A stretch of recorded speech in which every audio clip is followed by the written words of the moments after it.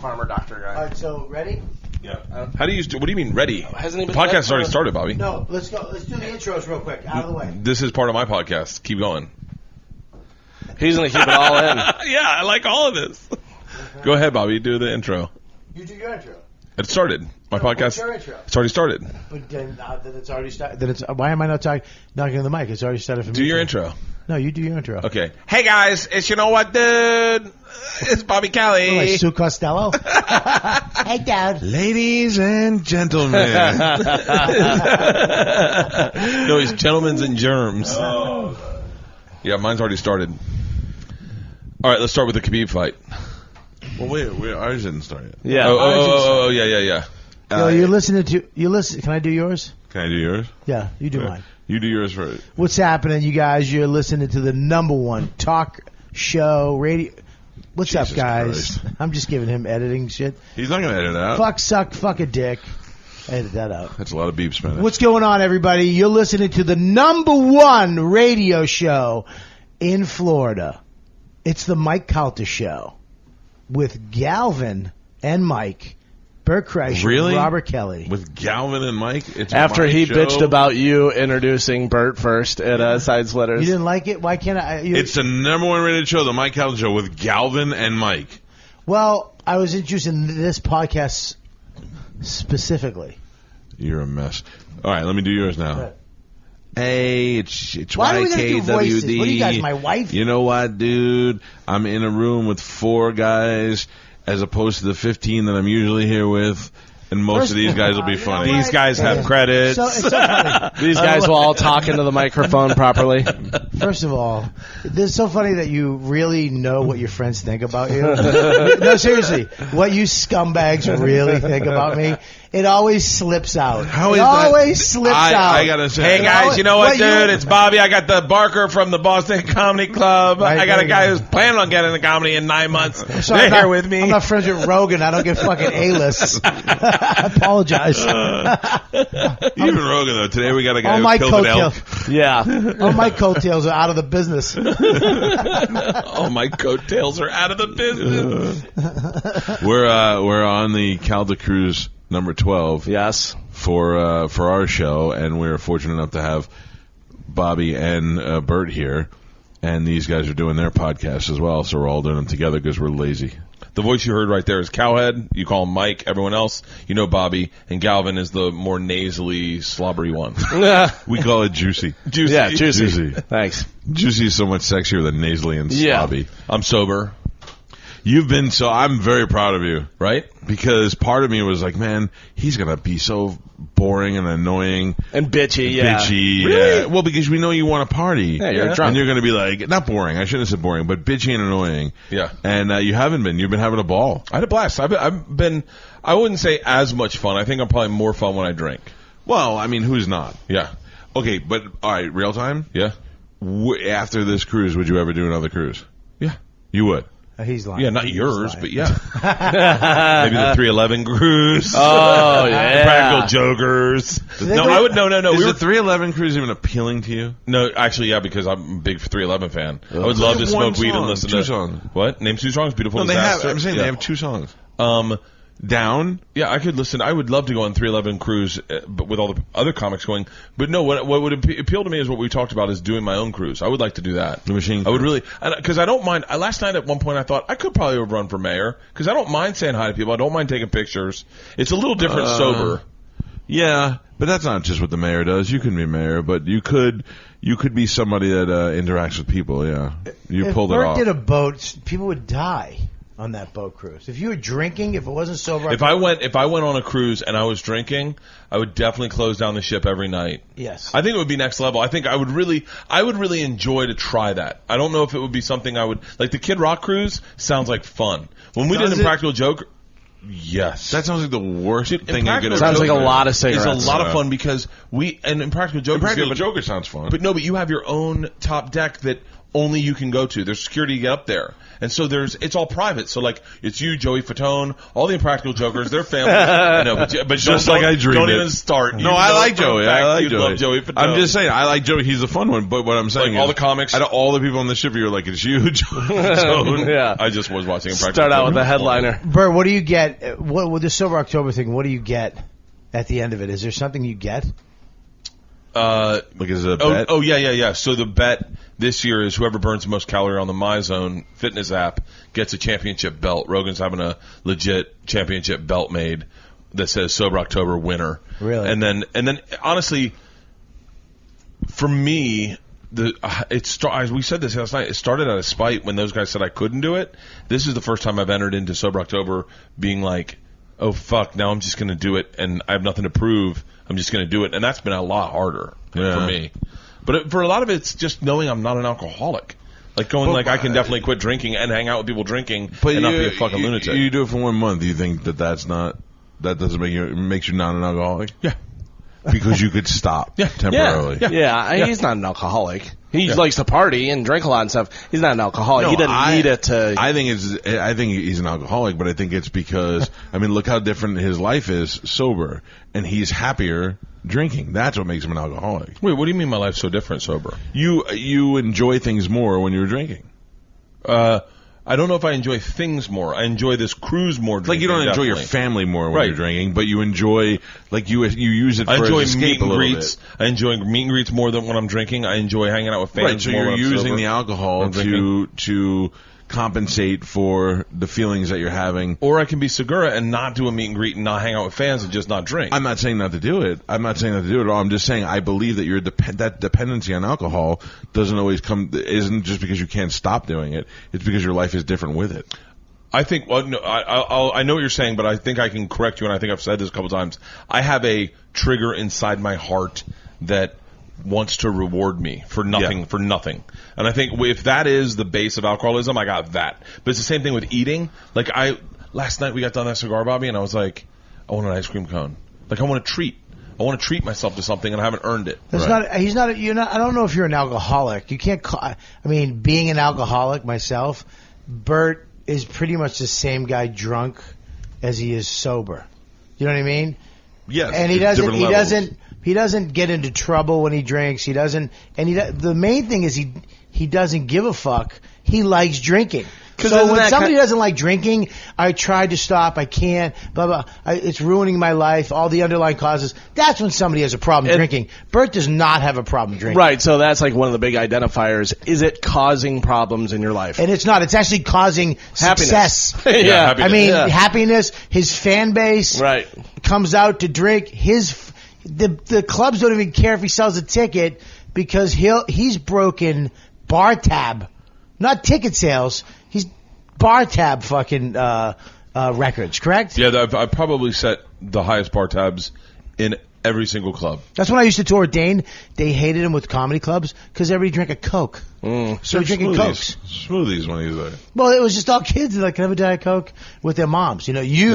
These people are fucking partying. Remember we went to Tampa, we did the Call Sick to Work show, and we walked in, they're like, we're out of beer. Yeah. And we're like, which one? They're like, all of them. And we're like, wait, you're out of all beers? And like, we have no fucking, they weren't even happy about it. And I'd like to point out that show was so good a man died. Yep. Yeah. A guy face planted. He was sitting on a stool, and he was so drunk he went head first, just sitting there, hands and face down, no hands, no hands to try and stop it. Died a week later. Stood up, split. But he died from cancer. He didn't die from head. Still died. You don't know what the last straw was. One of my favorite lines. Cancer or from that injury? He stood up and he goes in the middle of my show and goes, "I have stage 4 bone cancer." In the middle of the show, that's the kind of fucking show this was, Bobby. And I go, "Let me buy you a drink." And he goes, "Rum and Diet Coke." I go, "Why are we going diet?" The best part about that show is when you took out your phone and called Segura, and then after the show I was like, you gave out Segura's phone number. Segura doesn't know this. Segura doesn't know this. He had to change his phone number. He doesn't know that I gave out his phone number. He got a new phone the next week. He's like, dude, I started getting all these phone calls. You not only did you not remember giving out his number, you go, I called Segura. You didn't even remember calling him. The scariest part of that whole show is I woke up the next day in a house I had never been in my entire life. I woke up that afternoon. It was a morning show. I woke up in the evening in a house I'd never been in my entire life. Got up, was walking around like, where the fuck am I? Where's my check? Where's my wallet? Where's my backpack? I don't know where anything is. And then I walk around the house and they have pictures of me. And I'm like, oh my God, who the fuck are they? These are children. My parents had bought a new house and I had never been there. And I went to it. I did remember seeing it with my dad when I got there, and I woke up in it and I was like, oh, I have pictures of my baseball team. He's an intense stalker. I have a question for you. Yes, Do Robert. you like drunk Bert or sober Bert better? I like them both. I think for the cases of this cruise, I would have said drunk Bert, but for me, out of all the things we do, we always say this is the fun times when we all just hang out at breakfast together in the room together. So I don't need drunk Bert for that. Yeah. I kind of like sober insecure Bert's even better. I like sober insecure Bert a little better too. Yeah. It's a little more real. Well, you're a little more real. We had a good time last night, but at night you're just gone. Like you're actually here with us at night. If you were drinking, you'd be fucking. There'd just be like someone winning at craps every 5 minutes. I see Bert with no shirt on somewhere. Yeah, well, I haven't changed that part of my personality. No, when I win big. Yeah, you're not that getting naked thing is not a result of alcohol power. No. You don't have no problem doing that. Yeah. I don't get that way. Not for the pool or any other way. Really? Oh no, dude. I'm not insecure. Do you wear your shirt when you fuck? It depends on who I'm fucking. Jesus Christ. That's a joke. It depends.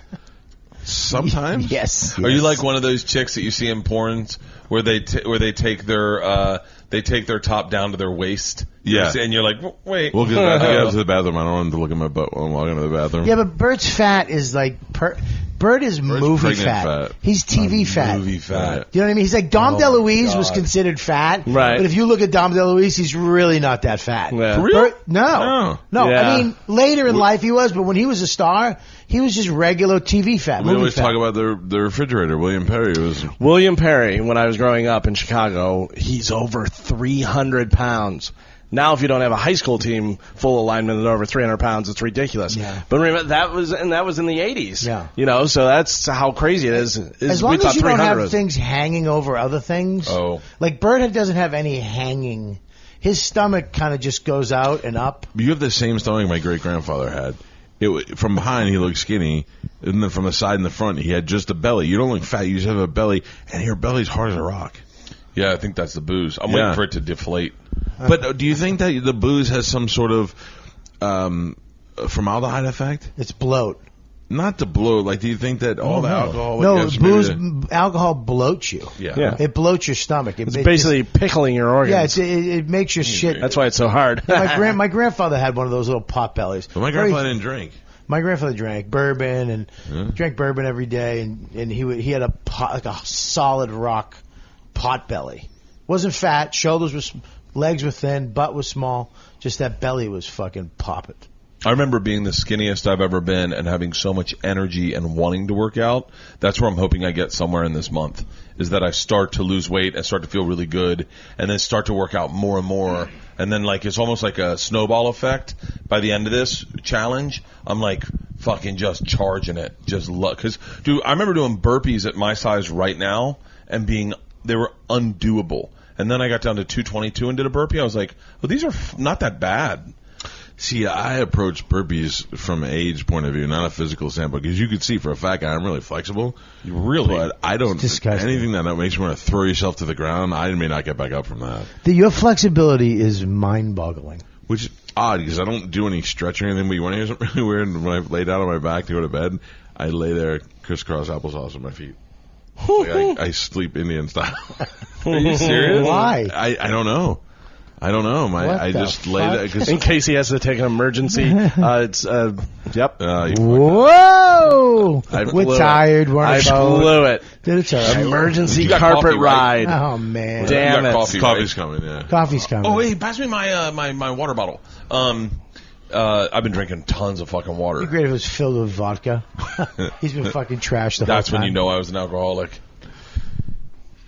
Now, how do you think? Are you tracking Rogan and Ari and Tom? Ari's murdering What is it. Tom doing? No, he's doing his average everyday workout. Like which is why you think? Does he run? Does he just go to the gym for a little while? I think he walks around, hits water fountains. I don't know. I look at his workouts and I'm doing almost the same amount, and mine are murderous. But he does a lot of powerlifting. Like is that counting for what you guys are doing? It is, because it gets his heart rate up to 80%, and that's where you make all the money in this challenge, is if your heart rate's at 80%. Rogan pointed out yesterday that if your heart rate's at 90%, you earn the exact same amount of points as if it's at 80%. So all these workouts Rogan's been doing where he's at 90% and pinning it doesn't matter. Ari just gets on an elliptical, and he's so out of shape that his heart rate gets to 80% in a matter of minutes, and then it just stays there. Yeah, but Ari lives like a homeless person, too. It's unfair because he walks everywhere. Yeah, but he's really out of shape. Like, he's legit really out of shape. Is he really? But he's like Medicine Man out of shape. Like, he's forever in shape. You know what I mean? Like, no, he's just skinny. I love that we both tried jokes and they didn't work. I tried Homeless Man. He tried Medicine Man. No, but I wasn't making the same thing. I wasn't making a joke. Medicine Man's a homeless guy that comes on Cowhead show. No, he Mike's actually show. has a home, and but he's like a 60-something-year-old man who's been riding his bike everywhere his whole life. So as much as a dirty human being that he is, and drinking alcohol, his body is just already conditioned to be skinny. And no, but Ari is not. The thing is, Ari smokes weed all the time. Okay. And cardiovascularly, he's in horrible shape. And so when he gets on an elliptical, when he starts moving, his heart rate goes to 150 immediately, because his heart's like, what the fuck are we doing? And so then he doesn't have to do anything, and it just stays there. Okay, well then. Whereas I got on the elliptical yesterday and was going as fast as I humanly could, and I could only get my heart rate to 130. Wow. How long would it take me to get my heart rate up? Oh. Put my socks on? Getting up to Brush the your gym. teeth. You'd be surprised. Have you worked out since you've been here? No, on the ship.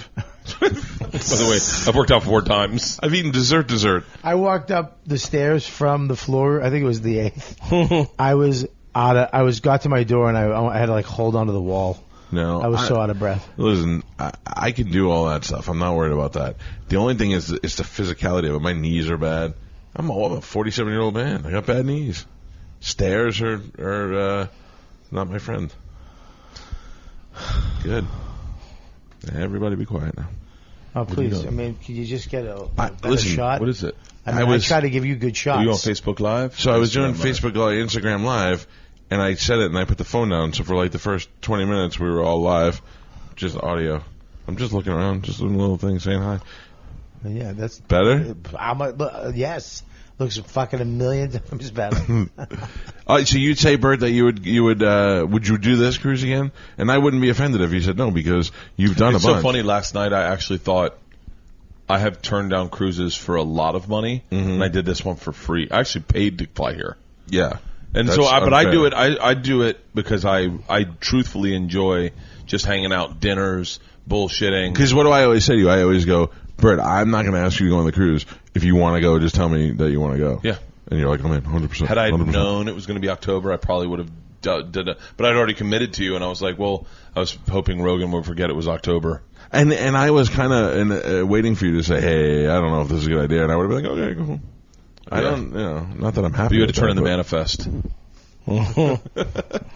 By the way, I love there's a certain way you have to Cowhead, do put this that down. stuff. You're not in the conversation. And also, every time he turns it to him, he does his sexy eyes. Yeah. He turns it to you, then he turns it to him and goes like this, then turns it to you. Sorry There's if that's- a certain way you have to do a cruise, though. There's certain things you have to, like, you have to find where your shit is. Like, now I could do 2 more days. Like, all right, I'm going to go here. I'm going to nap here. I go here for my cigars when I'm going to smoke. I'll come down here for a little bit and then go over there for a little bit. Like the first day, I was just fucking everywhere. I didn't know where I was going. Around all the shit, just all night pushing it. You got to kind of pace yourself. And, Well, you'd never been on one before. yeah. Yeah. So Yeah. now you're into it. That's my point. It's like now I know how to kind of. There's a way to do this. Oh, when you're You can't drinking, just go they're full. so easy.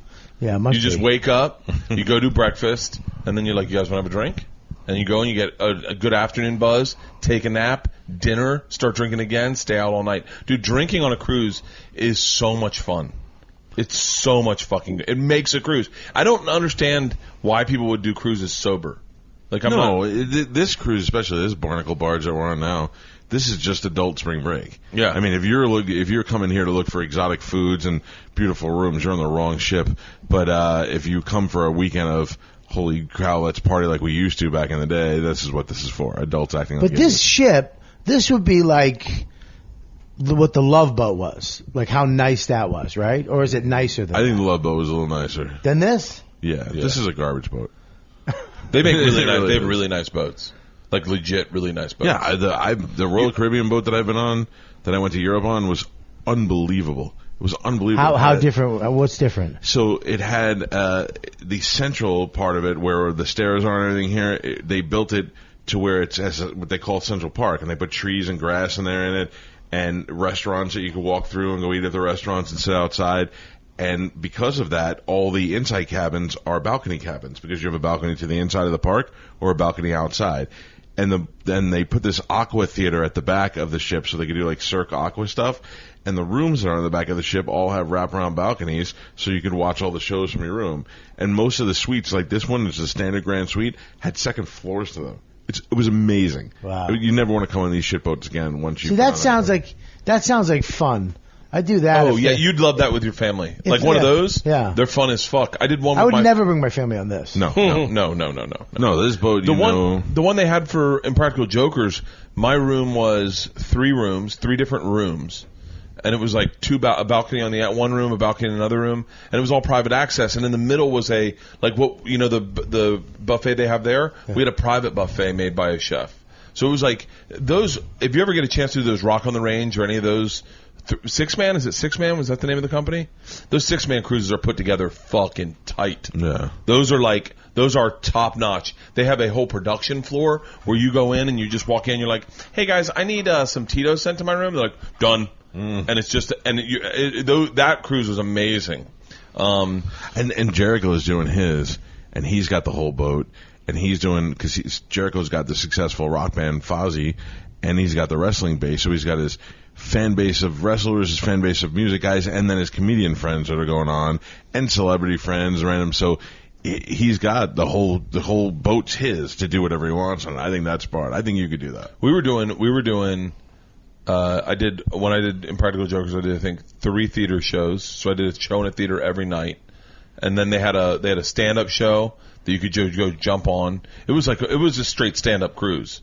Yeah. And then the Impractical Jokers, dude, you want to talk about fame?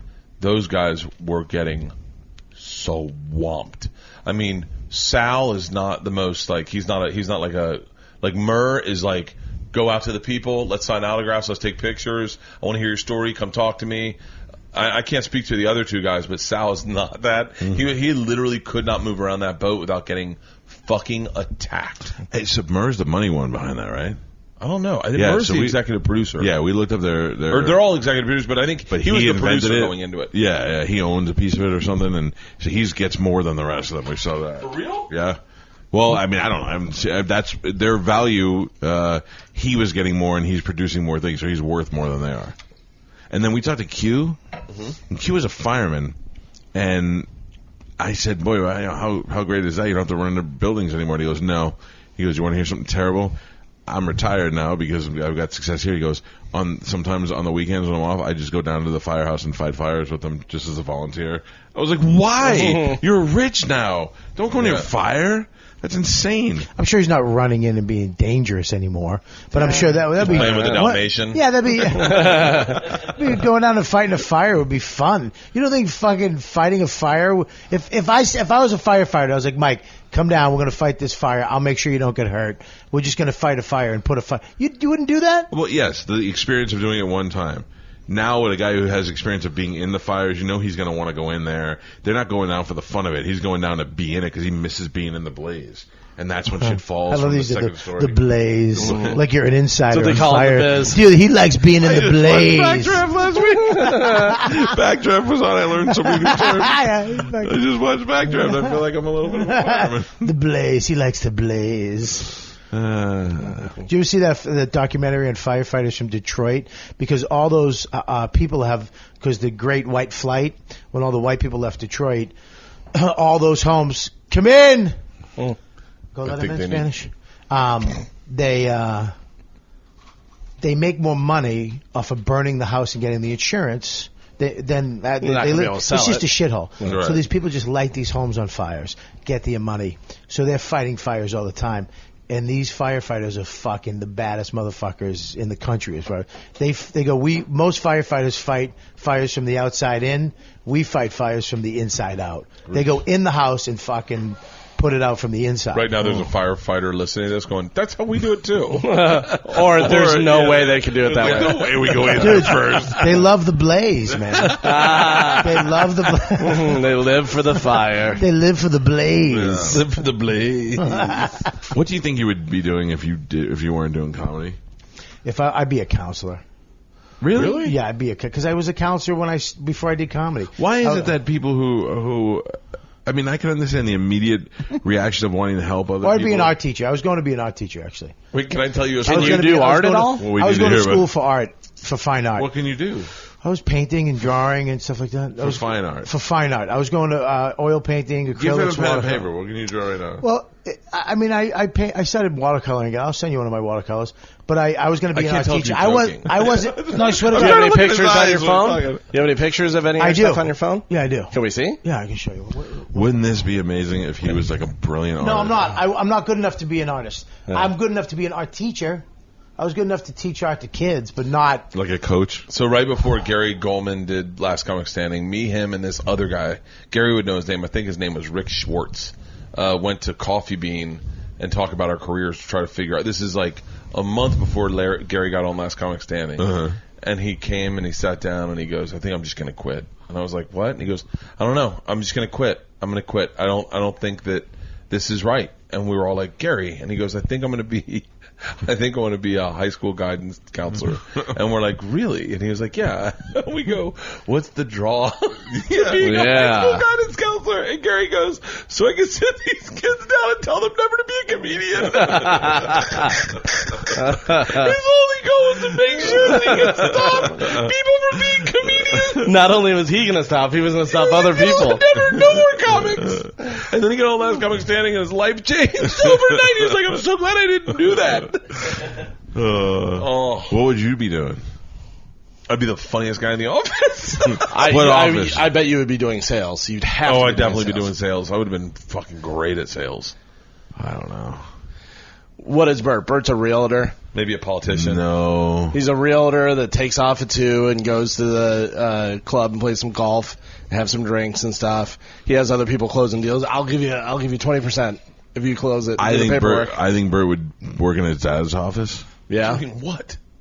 Right, you'd have to start as doing like shit work for your dad because he would feel bad for you. Oh, wait, I would have been 26. But then you would turn it into something I might have flipped houses. I might have, because that was what like was going you on would then. have gotten into something as a side of that, you know. And I think you would have been successful at that. What if I could have gotten into radio? Yeah, that would have been great too. Right as I was coming Great up. DJ. Do you call yourself a DJ? Never in my life. I've never introed a song, or I've never played music and never talked up a Are song. you a shock jock? No, shock. I by the time I got really good in radio, what was left to do that was shocking? Yeah, We've done it. Shut up. that's one of my. It's That's just a, you. It's just a watercolor I did. That's beautiful. Let me see. That's you, and that's so reflective of what you really are. Just a scared boy who doesn't like loud noises. Yeah. Did you really? Yeah, that's one I of my, still feel like you're lying to us. I did that. What do you want me to do? I What do you want want you me to to swear on our friendship. I'll swear on our friendship and our son's souls. Don't bring my son into your lives. I'll bring him into the burn. Into the blaze. Into the blaze. Did you really do that? Let me Yeah. see that again. That's so beautiful. What's the black guy doing in that? He's blowing himself? Going, He's blowing going down himself? himself, yeah. He's trying, but he doesn't succeed. It's a metaphor for life. I'm going to suck my dick and get that cum out and be happy, but I Oh, can't do poor it. Spanish. Oh, sorry. I did so good. Look, you got to mark it down. Suck my cunt. Like, mark that down. Who has been the best guest you've had on? Me? Yeah. You can do like top 3 if you had to. I got to be honest with you. Because you do more one-on-one than Bobby does. Yeah, one of my favorite podcasts. I mean, I like the interview I did with D'Elia because everyone sees D'Elia as like this goofy, funny, silly guy, like almost sarcastic, silly guy. And I am really fascinated by his family dynamic because he's got a brother who's a writer director good-looking younger brother, and his parents, right? They spend a lot of time with their parents, and they're really close. They're really, really close, and they goof around. So D'Elia's personality is directly derived from his family, and so that interview was really fun. My best interview I've ever done, without a doubt, is Rob Riggle. I interviewed Rob Riggle, and he did not want to do it. You could totally see it. I mean, by the way, and I apologize for Rob if he's hearing this and feels differently, but he did not want to do it. He walked in, and they called, and they're like, he has 45 minutes. And I said, well, just pass on the interview then. And they're like, excuse me? I go, well, I'm not going to do a 45-minute interview because my fans will be like, did you guys not get along? And then they're going to blame Rob. And then I said, well, I have to do it over an hour. And so then they called back, and they go, he can do over an hour, but he's got to come earlier. I was like, okay. And he came with his assistant, and what he didn't know is that I was fascinated by Rob Riggle. Like, there's a part of Rob Riggle where I feel like I could have been him in a parallel universe. Is Rob Riggle the one I hate? Yeah, he's on Football Now. Yeah. Rob Riggle. I'm glad that it worked out with Bert, but if you're listening to this, I think you're the worst, unfunniest human being alive. He ruins football on Sundays. He is the worst. He is a garbage human being. Is that the one with the girl? Girl and the three guys?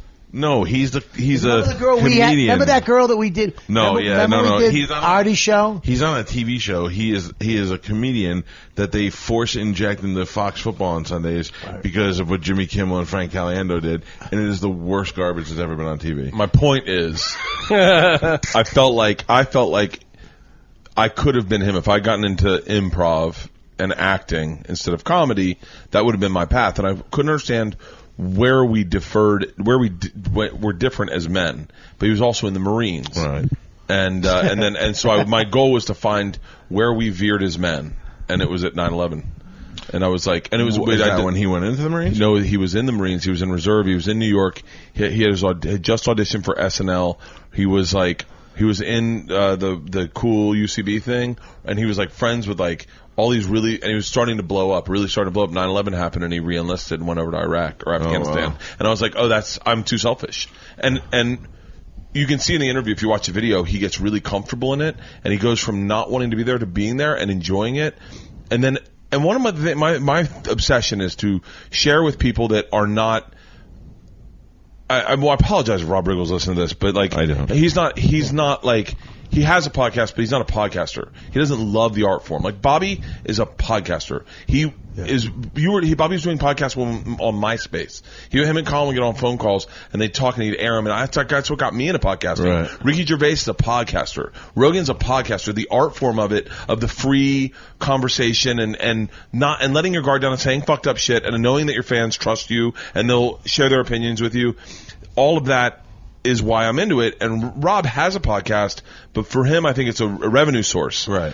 And to watch him go from a guy who didn't understand why he was there to like going like, oh, this is fun. This is really fun. Just two guys bullshitting and having a good time. I really enjoyed that a lot. Like a lot. That's good. That's because you worked through a process there, and that's pretty good. Can I ask you this on a side thing? Yeah. So I'm watching Travis Pastrana try to break Evel Knievel's records, and there was no doubt that Travis Pastrana was going to do it. Yeah. And, I'm a big Evel fan, and I like Travis. Travis has been in the show a couple of times. So I'm watching this shit on TV, and Matt Eisman is hosting it. Yeah. And he's tasked with a very hard job. He's having to be live and be excited and all Fill all the time. And it's making me hate him to watch it. So now I start shitting on him on Twitter about how I'm like, Matt Eisman's making me not want to watch the rest of this because I already know that he's going to be successful, and I'm sitting through it, but he's annoying the shit out of me because he's so happy.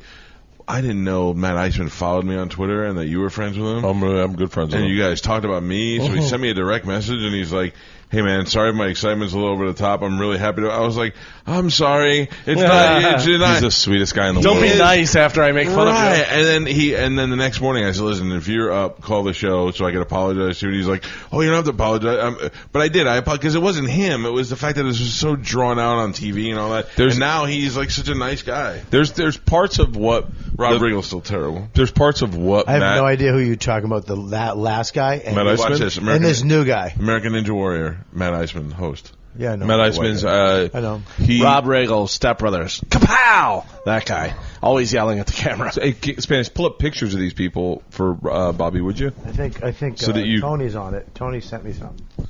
What'd you send me, Tony? I don't like Rob Riggle just because of the football stuff. They when Jimmy Kimmel did it, like if you did that, that would be such a great thing for you. Oh, people would hate me, dude. No. Rob Riggle's perfect. He's middle of the Rob Riggle. I know he's, Rob Riggle. He's middle of the road sensibility. He's not going to be too aggressive. I would always be trying to push boundaries so my friends laughed. Rob Riggle's like, dude, I want my mom to laugh. I agree want with you to Bert. laugh. Nobody, I want I agree everyone with to Bert. laugh. I'm telling you, Bert, I nobody always laughed. think Bert would be great for football, but Bert goes over the line. He'll go for funny.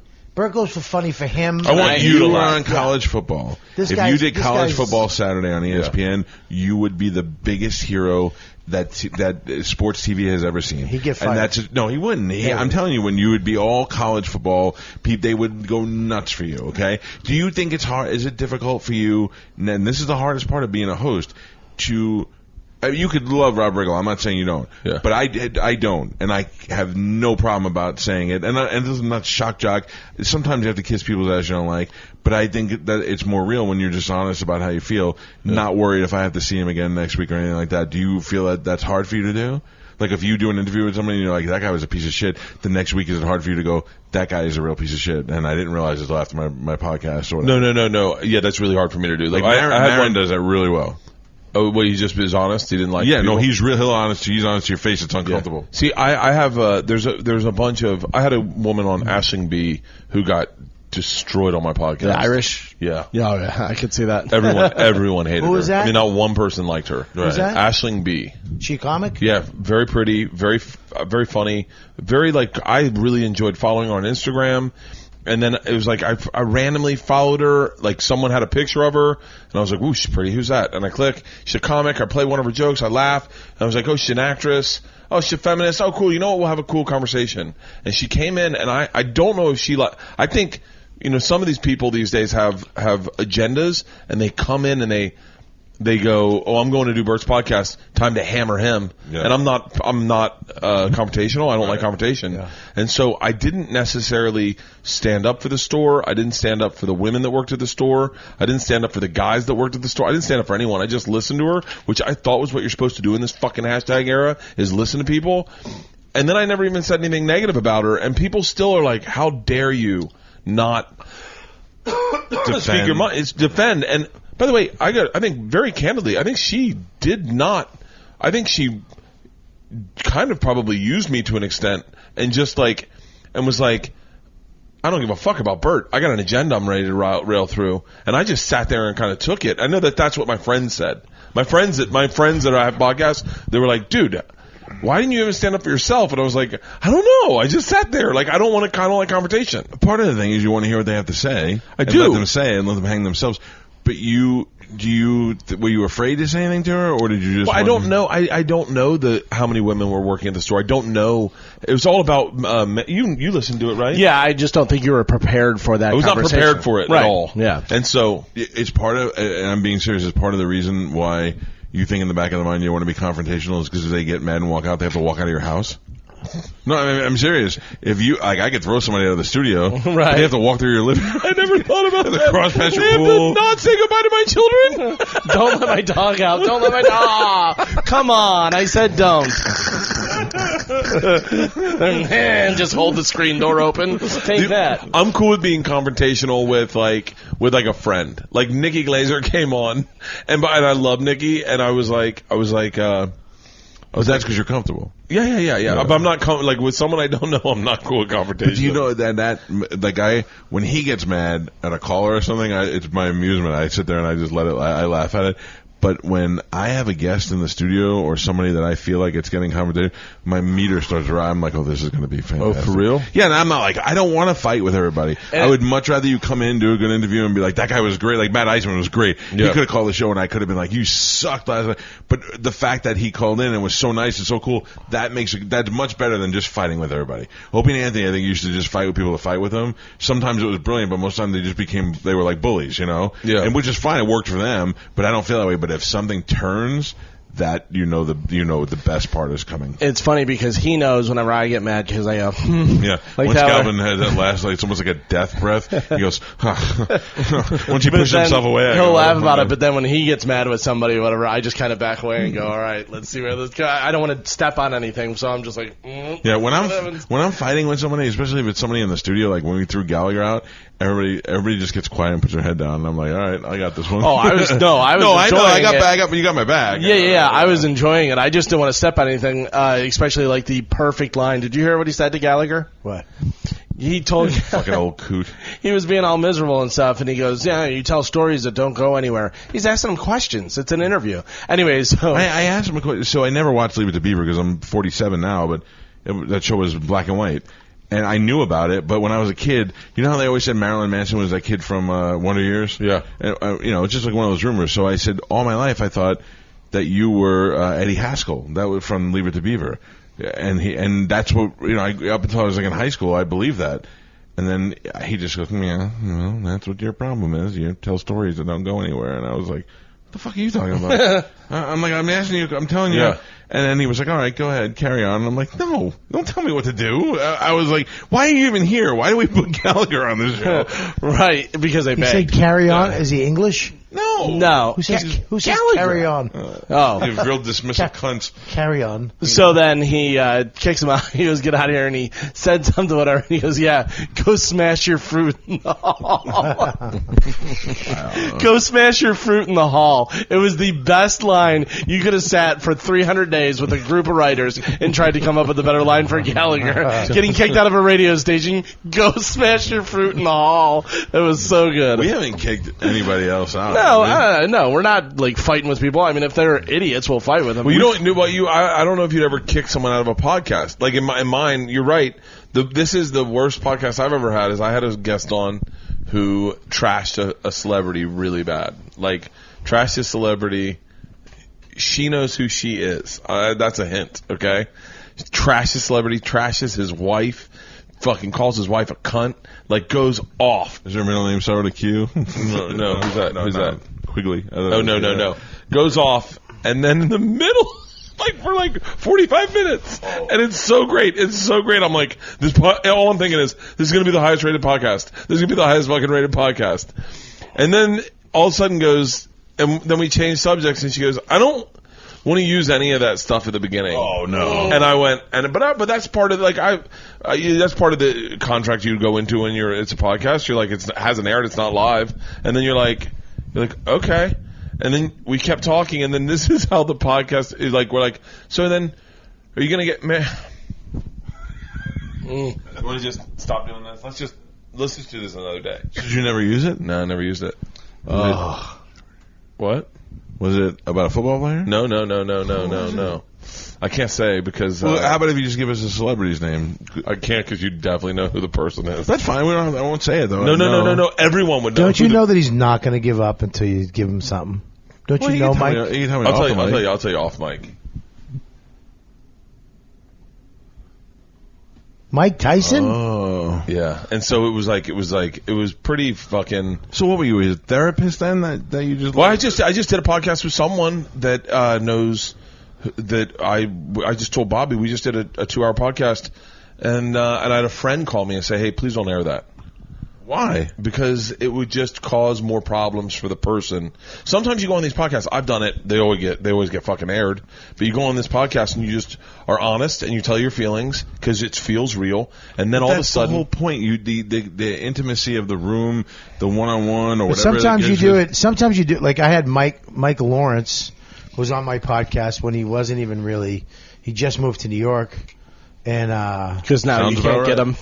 Well, no, he's a sought after writer now. He's doing very well. But this is when nobody even fucking knew who he was, and he was on my show because unlike other shows, I have the up and coming people, and then they do they're famous now. So I the guys who are coming up, I kind of help them out because I'm a good person. But I love the fucking blaze of it all. But he was on the show and he did the Travel Channel, the toy guy, right? Remember the toy hunter, And this No. guy would go and I do. find, I know Jordan. I know the guy very well. Find the toys, right? And Mike was on the episode, and I go, dude, that's all fucking produced. There's no way. He's like, oh yeah, it's all produced. I didn't even know what the fuck. That wasn't even my toy. Some shit like that. So comfortable hanging out, not knowing that people from Travel Channel or like fans of mine were fans of Travel Channel, and then went to this guy and was like, dude, you fucking show, fucking dude. He went to Travel Channel. His wife got fired. Really? She was a producer on that show, got him on that show. I had to cut. He was like, I never cut anything. I never edit my shows at all. But that was one of the times where I was like, look, I don't want anything bad to happen. And it happened anyways. But see, unless it was one of you two guys or maybe like a handful of other people, that's what you hope for. That's lightning in a bottle. That when you get something that happens, to ripple through everything. I had somebody come on. I had a comic come on and talk about a famous actor that I was working with, and that actor called me and was like, "Dude, what the fuck?" So then you tell that actor you can come on Tuesday and answer. He was like, "You gotta please. I got this deal with this, and he had a lot of corporate stuff, and he was like, dude." And I was like, I got you, man. I don't want to fuck up somebody's corporate life for my stupid podcast. Maybe that's just selfish of me. But well, dude, it's my career. I'm going to take away a corporate gig that's paying him a lot of money. You didn't. The guy who talked about it did. Yeah, but that's fucked up. Yeah, but it falls on your shoulders too. It's on my shoulders. Do you think that, or are you just? And it wasn't worth it. If it was worth it, or you're afraid of retaliation. If he was exposed, if there was something that was worth it, like it was. Okay, like, all right, juicy fuck enough. You. Yeah. I'd be like, you know what, dude, but it wasn't worth it. It didn't mean anything to anybody, and it wasn't that great of shit. It was just like reminiscing war stories, you know. I don't know. I fired a guy on the air at 7:00 in the morning, and then replayed it at 9:00, just because I'm like, if it happened, you might as well get as much mileage out as possible. But that's different. I mean, I've fought with guys on the air. Lewis almost got beat up by a porn star on the air. Me and Lewis have fought in the air. I fought with one guy in the studio. It was me, Michael Che. I forget the guy's name. And like you said, because my podcast is comics. Mm-hmm. And it's not just I don't do interviews I don't like that much. I like when comics just sit down and we just start fucking talking like this. Yeah. And sometimes when someone's new on the show, someone else will give them a pep talk. Like Joe Lissa, dude, you got to do this. Make sure, which is the wrong move. Just come in and be yourself. If you're quiet, you're quiet. Whatever, Like Nate Bargatze would come in and just sit there and then throw out fucking stingers that would just level the room every once in a while. He was like a sniper. He just was himself. Yeah. He wouldn't get. This guy came in and was like, said some shit, and we did the bomb bandana because it bombed. And he took it and threw it at me. He goes, I'm not putting it on my mic. I go, no. I was like, no, dude, it's just a joke because he was like, yeah, I'm not putting it on my mic. Something like that. I go, put it on your mic, dude. You got to, because we all kind of do that. He goes, no, Bobby, I'm not going to. What are you going to do? What are you going to do? I stood. What am I going to? I fucking, you know me. I'm a fucking lunatic. I stood up. I was like, what am I going to get the fuck out of here? I told him, beat it. You want to be? And he was like, Bobby, I'm just kidding. Yeah, Bobby, talking to the mic. I'm podcast. I'm hosting this too. I just gave him because I was screaming. But I think Dante Nero gave him a pep talk, dude, and it was like the wrong move. Then he chilled the fuck out, and he was fine for the rest of the show. But people sometimes do tell people to act a certain way, and you flip. But I left that on the air. I'd never take that shit out. Right. The time me and Lewis got into a fucking huge fight on the air. We fought a lot. I saw that. Yeah. And then but it was hilarious because at the end he sat in his chair and the chair gave out and he flipped. And I literally just picked the camera up. I was like this, and it was the greatest thing ever, But stuff like that, you can't. Well, you don't want to hang anybody out there to dry that didn't agree. Like if you're a friend of mine and we're doing a show and he exposes something about you and I'm hanging you out to dry, you didn't even agree to it. It's different if you're friends. Yeah, you don't do it to your friends. Like a radio show, I think is not even the same ballpark. It's a next level. That's a machine that needs to eat every day. Yeah. It needs to be fed new stuff, and it has to be really good stuff every day. Podcasting, you can do a bunch of shitty ones, and people will still listen because it's interesting. Radio shows are different. You need top grade material to go through every single day. And stuff that keeps on living. Yes. That lives on long after it happens. Do you think Yes. your radio show would be more successful if the radio dial was in the back of the trunk? More time spent listening. It'd be harder to change the channel. I got the joke. I knew what you meant when you said that. That was like a joke. They just from put the them further 50s. away from your arm. He loves his own joke. Yeah. I've been the punniest, hackiest comic on this. But I was sober. All I'm doing is coming up with dad You jokes. could just stop right there. You didn't have to say. What is going on with your eyelash? Oh, it's fucking aggressive, isn't it? No, it's gross. Yeah, no, it's lucky though. It's not. What do you think is lucky about it? I know it's lucky, so I don't know what. An Asian lady once told him that. So Yeah. Is that what it was? In Asian culture, you never have if you have a long hair, you never pluck it. You let it grow. It's good luck. What if it grows out of your mole? I got this eyelash when the day Netflix called to offer me my special. Leanne went, "Oh, honey, I was on the phone outside the man cave, and the light was hitting. She goes, "Oh, honey, you're getting a lucky eyelash," and hit it. And they said Netflix has just offered you a special, and they want to buy your next special too, my last one. And I was like, "Oh shit! I've had this for 1 full year." It's eyelash. like almost down to your nose. It's in my nose. It goes. I have inhaled it. I can inhale it. What if a bird flies down and grabs it and plucks it out? Then it's gone. By That's the way, fine. last night, yeah. Oh, I don't. If it falls out, it falls You out. can't pull it though. I can't pull it. What if Naturally, it it fell can out and go. all your luck went away? No. Once it falls out, I go back to regular, and it's just regular Bert, But you just cruise. You cruise that wave. Can't wait. I literally thought last night it flew out when we were on the deck because it was whipping around on the deck and it was so tie windy. yourself to the balcony. So funny. Me and sorry. In the mid 2000s, he became one of the most successful comedians, and then it all went downhill. What do you attribute that for? Who are those fellows? Mike, you're so good at voices. Yeah. I just need it to last. That's for my pre-sale 60 minutes announcement one. on Wednesday. That's the same What's Mike happening doesn't on get Wednesday? On my Wednesday, my tour goes on sale. Which one? I forget the name. Body Shots. Yeah. Body Shots World Tour starts Wednesday. You right now, if you're listening right now, you have already said this in the thing, but use the promo code SHOTS, and you can get tickets to my tour starting in Portland, ending in Ireland right now. I think it's going to go into Australia, New Zealand, and Russia. Can we all come to the Ireland show? Yeah. Wouldn't that be great? I would love that. I'm going to be partying hard as fuck. But I just need the eyelash to last for pre-sales. How much can you drink, Bert? Like, how much do you lot. drink? A fucking lot. Like, what is an average Friday, Saturday night? Friday night for you? An average Friday Yeah, night? like on the road, having shows. This gets disputed because everyone says I'm lying about this. But I remember that my memory of my actions is skewed to make me feel better about myself. So like I'm never going to tell you the way you see it. In my dreams, I'm skinny and I don't have a beard. When I dream at night, I remember them and I'm like, oh, never have a beard. I fly in Thursday. I'll drink on the flight. I won't drink. I'll land, go take a nap, wake up, do the show, and I bring a cocktail on stage with me, but I won't start drinking it until I start telling the machine story. And then I'll have maybe like 8 drinks, 8 Tito's, 4 double Tito's and sodas. Then go back to my room with whatever comic I'm with. Maybe have like 2 beers, sleep, get up, work out, and then probably like 8 or 10 drinks Okay. a night. So foreign to me. Yeah. I'm a guy who does a Budweiser endorsement. I have a bar and a wine cellar in my house, and I don't think I've had 10 drinks in the last 2 months. Yeah, I know. I watch you drink and it frustrates me. Because you had a beer in your hand. I go, what are you even doing with that? You're not drinking it. I was drinking it. At a No, you human's pace. murder it. 2 sips. Sip it. No. Dude, I definitely, I remember Tom counted the drinks I had one day, and I think he's lying, but not by much, and it astounded me. I was being conservative. You're the Wade Boggs of comedy. Yeah, I'm the weight box. But my liver's healthy. I'm just went to the doctor, full checkup. I'm totally fine.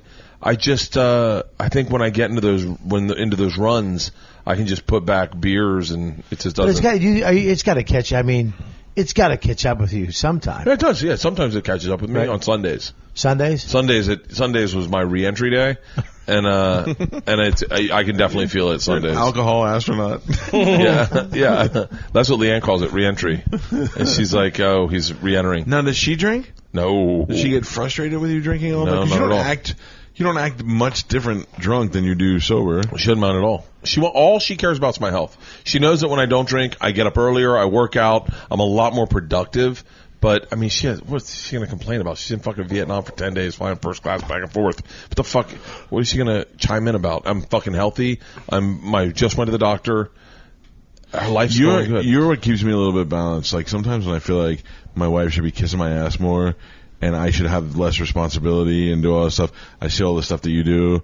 Like, I still pick my kids up from school every day, and I throw the garbage and all that stuff. And I wake up every morning and walk my kid down to the bus. But that's not a love for your kids. That's why I do it. Huh? Well, that's not a love for your kids. Like, I can't wait to see my kids every day. Even if I'm out, even if I flew in it, I'll come home at 4 in the morning, I wake up with my kid, have breakfast, talk to him, bring him down to the bus.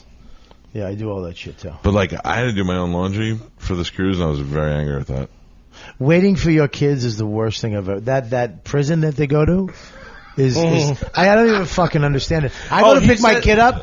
You go to pick the kid up, and you wait by a door, and you go in, you get him, and you go. Yours, there's literally like a gate, like a prison fence that you can't even climb over, a gate, and they wait there to be buzzed out of this gate. So they don't get hit by cars that are pulling in to pick up their kids. Your kid's not a moron. If he saw a car, he wouldn't cross the street. My oldest kid's not, but my daughter is 5, and she's still not learned all the dangers of traffic yet. Florida school systems it's fucking retarded. Well, remember the gun laws down here are pretty fucking lenient. That's why there's also an armed sheriff. Yeah, but there's no shootings down here. Because really, Miami, the biggest one in the world was Which here. one? The fucking the Miami one. The Pulse nightclub. Yeah, the one. But that was hold on. schools. Actually, all of them have been down here, Bobby. All of them have been down here. Connecticut, Vegas, you're out of your mind. Bobby, the biggest fucking school shooting. Call me baby. Bobby. I like baby better. The biggest school shooting. The Douglas. What's the fucking Douglas one? Yeah, Parkland school shooting. The one that's changed all the fucking laws was here in Florida. Where? Parkland Douglas. In Parkland. But not all of them have been here. One of them has been here. The big one. School shootings? School shootings. Well, how many school shootings have been in Florida? The one that affect gun laws, probably that will affect gun laws the most, was here. Just call me baby. Baby. Listen, baby. Florida's not good with guns. Florida's fine with guns. I know. We feel that as Floridians, but the world looks at Florida like Wyatt Earp. How many guns do you have now? 3. Oh. I don't have a lot. Yeah, but I saw that one picture of all your knives and stuff. I was like, oh, look at him coming around. Yeah, 3 guns. I'm up to 2 safes in a safe room now. And when you couldn't get into one. I know. That makes us feel more safe. Well, I moved, and somebody locked the safe before we set the code, so it wasn't me. Yeah. But now I have everything's all touchpad. Do you have guns? No. Yes, I have one. How dare you? I have one that he bought me that I've never what is shot. it, the Judge? It's a Mossberg shotgun with a pistol grip. How many times have you used it? 0. Yeah. Oh, you've never shot it? No, I don't like it. I gave it to him when last time you were in for the Christmas party. I wish I could. You, Steve Byrne, and Ralphie. I would love to have more guns. I have a lot of guns now. But I just like playing with them. I don't even load them. I don't carry mine a lot. Like the you church. carry yours every You carry yours in your gym shorts We're at a like you're an NBA prospect. We're at a Starbucks, ordering Starbucks. He takes a fucking gun out of the middle, pops it, takes the bullets. I'm literally like, I go, Michael. And there's a video. You can hear the lady talking to us in the thing, and there's a video camera because the guy, all of a sudden, the lady's gone. The guy goes, sir, can I get you something? She was like, I'm not dealing with this fucking little dude. I had he's holding his gun up and he's... No, I was. I had to take something out of the console and you were like, oh, gun. So I popped the clip so you felt better. But I'm not... Who pulls a fucking gun out of the Starbucks? I had to get something out of the console and it was on it's in the console. Dude, we were at band practice and I don't know whether it was your gun or Josh's gun. Oh, he put his gun in his pussy? Whose ever gun it was, they had it like this and then Josh takes it and I'm sitting at the drums where you are and Josh goes like this. And he goes like just at me, and then he's talking and going like this, and I'm like, oh my god! But what he was doing was clearing the chamber to make sure it had no bullets, and then once it was you clear, clear the chamber up or down. But you don't clear the chamber in somebody's face. You don't clear it up unless you're starting a foot race. He told me there's no bullets in it. We're celebrating which is an Iranian always wedding. famous last words. Yeah, guns in Florida it's great. very different. Like I grew up in Florida around guns, and I remember saying to someone one time, "Have you ever had a gun pulled on you?" Or someone said that, and I went, "Of course, yeah, it's Florida. Like all the time, I had guns." You had pulled a gun on me. pulled on you? Oh, I've had probably maybe no joke. I probably had 10 guns pulled on me. I had a gun fired at me When I was a bouncer in a nightclub in Ybor City. I had to go to court. They wanted me to go to victims counseling. That's when I dropped the charges. I didn't want to go to victims counseling. Florida is so different. It's true. I make a joke that people do not believe. That people do not believe. I say I grew up in Florida. I knew 2 dudes without tongues. Tongueless Brett. Somebody told me. Somebody called into my show and they were at that show. Yeah. Somebody tongueless Brett, and then what was the other one? Oh. Yeah. Well, why? But like people go, you really? And I go, that's a real fucking person. Yeah. Look him up. Yeah. Why did you get guns pulled on you? Just traffic. It was always traffic. It was like They just pull them up. They hold them cut up. someone off. He flip him off. Pull up, and he's got a gun and he's pointing at you. Oh, really? Really? You're gonna be a and you're like, Yeah. all right. So That's why I don't want a gun. 'Cause I had that a fucking right. Well, okay, but how about this? I picked my son up from school. He wanted to go to Wendy's. I went to Wendy's. Some lunatic guy cut me off, and then he pulled him. I'm in the drive-thru ordering. I have no idea what's going on. He pulls through and he's screaming at me from the passenger side window. I rolled down the window. He's like, "I'll kill you." I was like, "I'm not even sure what you're mad at." He's screaming, "I'll kill you." Then I just ignore him. I roll up the window. I start to move forward, and he comes and T-bones me in the front, gets in front of me, and jumps out of his car. And what do you do then in New York?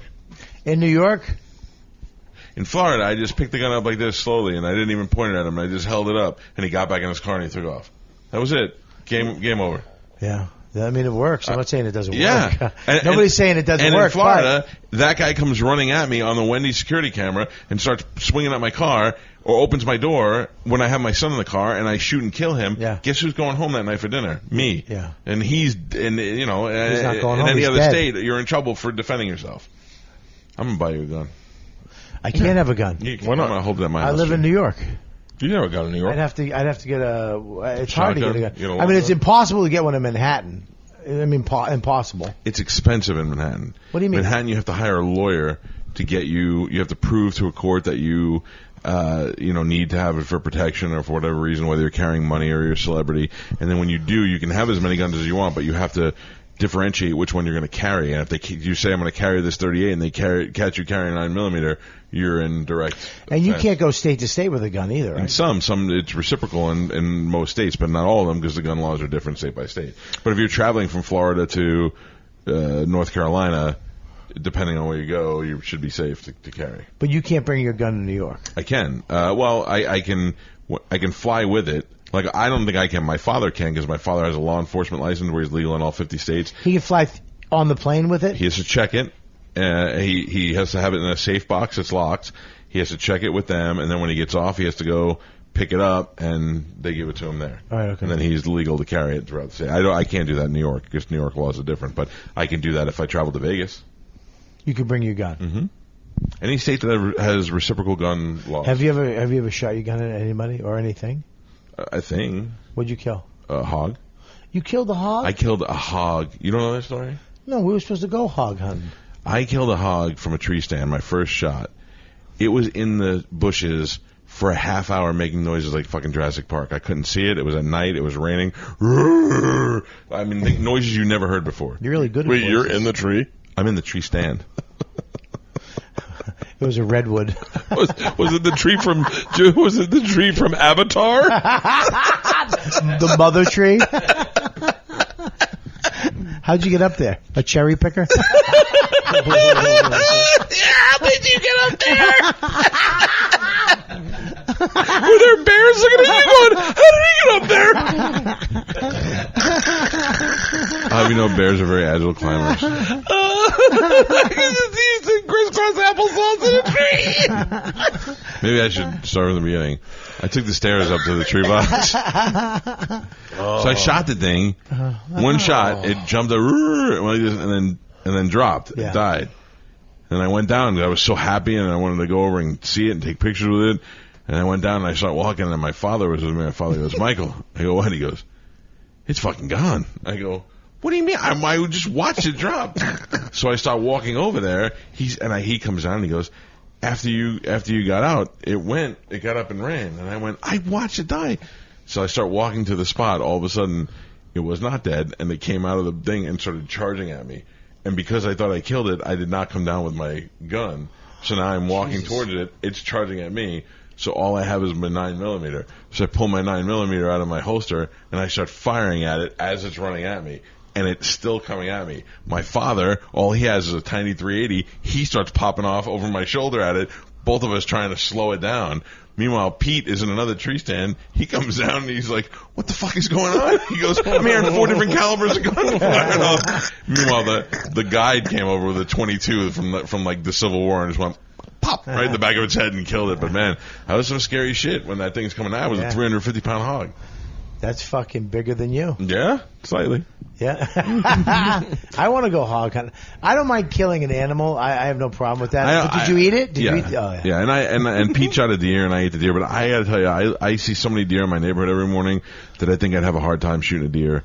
Just because I'm not saying you shouldn't do it, but I don't. They're like my neighborhood pets. No, I know you do. Yeah. I wouldn't shoot a deer unless hogs are nuisance animals in Florida, and you're allowed to kill them, and you're doing more good. Yeah, I would definitely shoot a hog. You know what I saw a guy doing that looked awesome is spearing hogs. Here's the problem with that.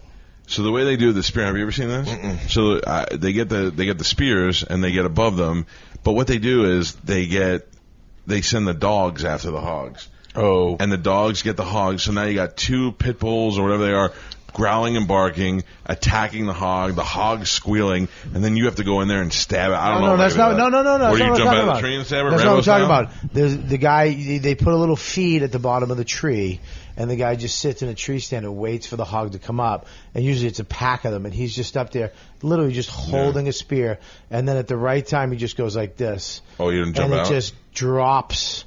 And he's got a fucking GoPro on the end of it. Oh. And you can see it just go funk. And the thing, and they go nuts. Just wah, wah, wah. And then you see him just hit the dirt and skid. But that's pretty fucking crazy. We hunted hogs. We wanted to hunt hogs in Hawaii with dogs, with those Hawaiian pit bulls. It's really it's tough. And you feel bad for the animal. You feel really bad. And they're biting its asshole. Yeah. Like they're biting it in the asshole, and the ball's holding it down. And you see like 4 animals holding a hog down, and then they give you a knife. They're like, stab it in the heart. Yeah. And I gave it to my traveler I was with for a trip flip. I was like, this is your vacation. I don't have a problem stabbing it. And the guy stabbed it, but then they were like, the network didn't like how happy we were about killing it. Yeah, so they I don't know, edited around it and made it solemn. We're supposed to be like Avatar and Ondo Quata Onzi. They put subtitles. Thank you for the life. No, he brought it up before. But yeah, that I don't have a problem. Could you kill somebody? Okay, they're coming after you. You got a gun. Uh-huh. Could you just shoot them dead?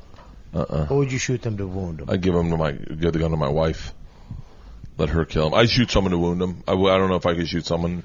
Like I played a scenario out in my head. If someone was in my backyard, right? Yeah. So like I know, like clearly they're in one guy. He's in my backyard, and I see him. My heart's racing. I have my gun with me, and I'm standing in my house. I would definitely wait until he got into my house to shoot him. But even then, there's a part of me that goes, he's on drugs. Like there was a homeless guy that broke into our front yard when we were doing a renovation, and I had a gun. I had a taser? No, a gun. Stun gun? No. Flare gun? Ray gun? No, I had a Tommy gun? I had a mace gun. I had a mace gun. Okay. And he broke into my front yard, and he was standing in my front yard yelling at me. I knew he was on drugs. I have Priscilla with me. She's barking, and I have the gun, and my daughters are behind me. And I thought to myself, I know that this is going to end okay. I know that he's just on drugs, and he's arguing with me. And so there's part of me that would play it out until the last second. Like, I don't have that George Zimmerman. All right, but let me tell you, it's not George Zimmerman. Let me tell you the Tom Calta theory. You let that guy go, he comes back. You take care of that guy. I don't mean kill him, but you do something to make sure he never comes back again. You make him, even on drugs, know not to go fuck with that house. You wake up in the middle of the night. You look, and there's a dude standing at the end of your bed. Oh, what do you kill him? I kill him. There's no question about that. Without a doubt. Without a fucking doubt. But you don't go, what do you do? I wake up in the middle of the night, and there's a guy in my house, I kill him. If I wake up in the middle of the night and it's not one of the 3 faces that should be in my house, they're dead. They're dead. And I've told my father that. I said my father has a key to my house. I said, listen, you know how I am, and if you, for some reason, have to come here, don't come in until you've woken me up and I've opened the door. Because if I go in and I see somebody I don't immediately recognize you as my wife or 2 kids, I'm going to kill What about you? Will you wake up in the middle of the night and just a man's at the end of your bed? Do you kill him? Oh, yeah. Yeah, there's Just no dead. question. Is he good looking? He's hot. Wait, no what shirt about on. you? What about you? If I had I don't have guns, but yeah. You got enough bushcraft knife. If I have knives all over my house, if I would stab him, and I would just walk up to him. Wait, so quietly. has anyone answered this the other way? I don't know. I find out what he's there for. Well, You know? but I think you have. I mean, if you were like, do you say, "What are you doing?" And then he I goes, think instinctively you do. You'd be like, what the fuck? You Yeah, know but- what I mean? I think instinctively you start tumbling. I don't even ask any questions. You could think about the logic. There's no reason anybody in your There's house no should be reason. there No, for anyone to be in your house. yeah. What if they had a pizza, though? Well, then that turns into what that cop that broke into the That's guy's bullshit. house. Oh, yeah, that's What was it. that? What was that? It was a female police officer who said that she entered the wrong apartment because they have the keys that just go in, whatever, magnetic thing, whatever, and she just pushed the door open. There was somebody in her apartment. She saw it, and she shot. But it wasn't her apartment. It was her neighbor's apartment. Wow. That witnesses said she was banging on the door before and stuff. So there was some sort of relationship or something. But I've had look at what Robert Downey Jr. has when he was doing drugs. Oh, I woke killed up him. in somebody I kill else's him. place. I kill him. Kill Iron Man. If he's not wearing a suit, let me he's tell you dead. something. If I walk into, He was if, less than 0 at that time. Charlie Chaplin. oh, you're making sober dad Bert jokes. Now, I've thought in the Elizabeth Smart kind of way that someone tries to break into one of my daughter's rooms. Oh, I start shooting so fucking But quick. that's where it comes from. If I I live with Pete for 6 years. If somebody came wandering in our apartment drunk, it would probably be a different outcome. I don't know if I'd necessarily want to shoot and kill that guy. I'd probably hold him down until the cops came because I'm not protecting children. Now I got my kids. Now my first thing is to just kill anybody that comes near them. See, the good thing about us is we have Priscilla, and Priscilla is that first line of defense where Priscilla senses it first, knows that something's happening, and she loses her mind. And so you have this weird thing of a dog attacking someone first. Right. So you have like an extra 10 seconds to go, oh, now I know what's going on. I'm definitely killing. Is there It's like anything an worse alarm. though than in a movie when you hear the dog barking and it goes to attack the guy and then you just hear, Yeah. and you're like, And you're like, oh wow, did he kick Priscilla in her back leg? yeah. You just go in and Priscilla's back is broken. You're like, fuck, and the guy's still in the house.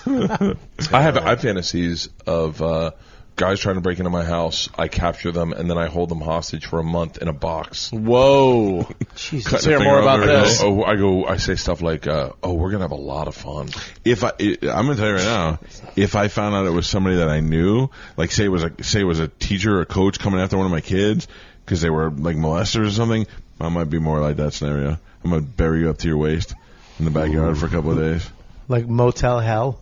Just bury people up to their heads. Yeah. Then Yeah, fucking- by the way, up to their Wow. heads is better than up to their waist. Yeah. I'd be like, well, this was inconvenient. Yeah, they they just push out. I buried him up to his ankles. They just brushed dirt off like their it's like pants. he's standing in the Yeah, beach. there's those to the waist. Like, are you done? Yeah. Are you finished? They're like, I can't get to my cell phone. It's in my pocket. Uh-huh. he walks away. They're like, he's walking away with the shovel. We're only up to our waist.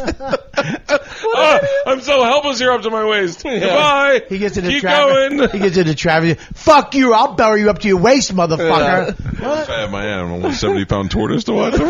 The first line of defense is the slowest moving animal known to man. How come you don't have a dog? Because I'm never home, and You're home more than I am. I'm not, but I'm not home, and that dog's by himself all day. It's like no good life for the dog, you know. But there's people there. Your wife's there all day. No, she's not. She's not. My wife's never home. My wife goes into work 2 days a week, and then she works out and she shops, and she's never home. It'd be funny if you could teach that turtle how to be vicious.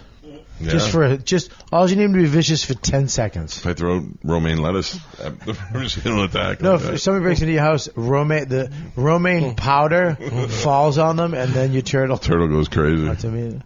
What about an alligator? Why don't you get a pet alligator? No, what am I, Don Johnson? I would- I don't. No, I'm not going near those things. I'm telling you right now, you'll read a story in the next couple of months of me Florida man kills alligator in backyard. Oh, it's a couple years before boy tries to sneak in one of my daughter's windows, and I shoot him in the fucking head. Jesus, don't say that. I started thinking about that. Now, as soon as you said that, I went, I snuck into girls' rooms in Florida in the fucking 80s. What fucking idiot was I? A comedian known to some as the Machine. You really is snuck in jail in tonight. You snuck into girls' rooms? Yeah. Like climbed up a window? No, it's first floor. Oh.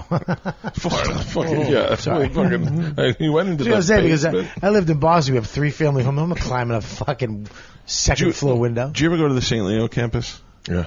So I used to live in St. Ed's Hall, and it was all, when you're a freshman, they segregate you. So it was all boys here, and the girls are over here, and you had to walk down a bridge that almost went in the water. And in the middle of the night, when you've only lived here from 2 weeks from New York, and you have to cross that bridge to get to the other side, and you hear alligators just flailing around in the water as you're going over that bridge, it shows you how strong it is to get pussy, because you will walk over a bridge filled with alligators just to try to get to the girls' dorm. When we were freshmen at Florida State, there was this football player named Forrest. I want to say Forrest Griffin. Lincoln Forrest, maybe was his name. I think I'm maybe fucking his name up. Anyway, we would go out, so the first night we get out there, you'd take a girl for a walk, you get hammered, and walk around campus with her, and just go explore the campus, and get lost around campus. You'd stay out until like 2 a.m, come back to the dorms, maybe make out like in Landis Green or whatever it's called. I think that's it. And then, I remember this black guy, he was like 6'7", 280, and we had a black and white class where the black class hung out with the white class right around the Rodney King stuff. Bobby, why can't you be in the conversation? Why do you why is when the conversation's not with you, you start a brand new conversation over there where I feel like we're not talking anymore? That's happened like 3 times. Bert, it's not happened 3 times, fuckface. It's happened 3 times. Where's Tony? Tony, how many times has it happened? First of all, and you're talking about college. I tapped out. Oh, you're in Florida and there's alley? I don't fucking know about that shit. He's talking to you about Florida college shit. I don't know. He even named a town. Hey, you ever go to FY? I don't fucking know. I asked him a question about time because I got to take a shit. All right? I'm sorry. It's not all about you, Bert. No. I know you want everything about you, but it's not. Why are both of you spitting on me? So shut the fuck up and tell your story. It wasn't about you. I'm trying to fucking... He's fake talking to you. You're talking to him. I'm listening. I'm just asking our friend what time it is. I'm sorry you don't have my focus, Bert. It's a podcast. I need your focus. You're very interesting. I'm with you. I love you. I'm sorry that I wasn't. Bert, go ahead, Bert. Go ahead. I feel like I'm at SeaWorld There you with the go. splash Is this what zone. you need? Yes, I apologize. Yes. I want you to be in the conversation. I know your self-esteem's fucked up. It's not my self-esteem. I'm trying to tell a story. Yeah, well, it's he's distracting. fucking looking other places too. No, but we're in the conversation, and then I watch you go. Yeah, I'm sorry. Yeah, I wasn't fucking fascinated with it. I wasn't involved in it. I apologize. All right. The gun stuff Change is great. subjects. Let's talk about Khabib. What do you want to talk about? What do you want to? What was it? College? Who? Is one of you guys going to call me in an hour and go, don't use that stuff on the air? Yeah. Because I'm using it. I'm done it right now. Christ, Bert. No, I'm making an observation. Yeah, but you're making it. But you're throwing saying me under the bus on camera. I just went. Psst. How about after the show? Go, hey, dude. Well, you're not interested. Because I'm not going to do it off camera. I do it on camera. I'm just kidding. I just said that. I don't know why I said that. Why would you do anything off camera? You guys want some iced tea? No, I just had a nice cup. Yeah, I remember. I know. I was well aware of you ordering toppers for your iced tea to Spanish while we were telling the story. Spanish, can I get one of those iced teas? What do we got over there? We got sweet and low? No. Yeah. Is that equal? Yeah, that. I'll take a full equal. I'm sorry, Bert. I wasn't fascinated with you the whole time. I disengaged for 2 seconds because I was thirsty. Yeah. I will fucking fanboy out with you next time. I'm not asking you to fanboy out. I'm just asking you to Spanish, fucking listen to me on a podcast. Can you get me a coffee? Can I get an iced tea, Spanish? Yeah, I'll take a coffee too. Can I get a coffee? Oh, you got coffee? I don't have coffee. Is that okay? I'll take an iced tea actually. Here you go, buddy. My executive producer has been knocked down to a coffee and iced tea server. So it's ridiculous what they've knocked it down to. Cream one equal. Can I get same thing? Good question though. Is time? How long have we been talking? Way too long. Oh, for you, I got 4 hours of it. Oh, keep going. Marathon this one out. You guys good? Huh. Who, me and him? Yeah. I mean, I know you're not mad at each other.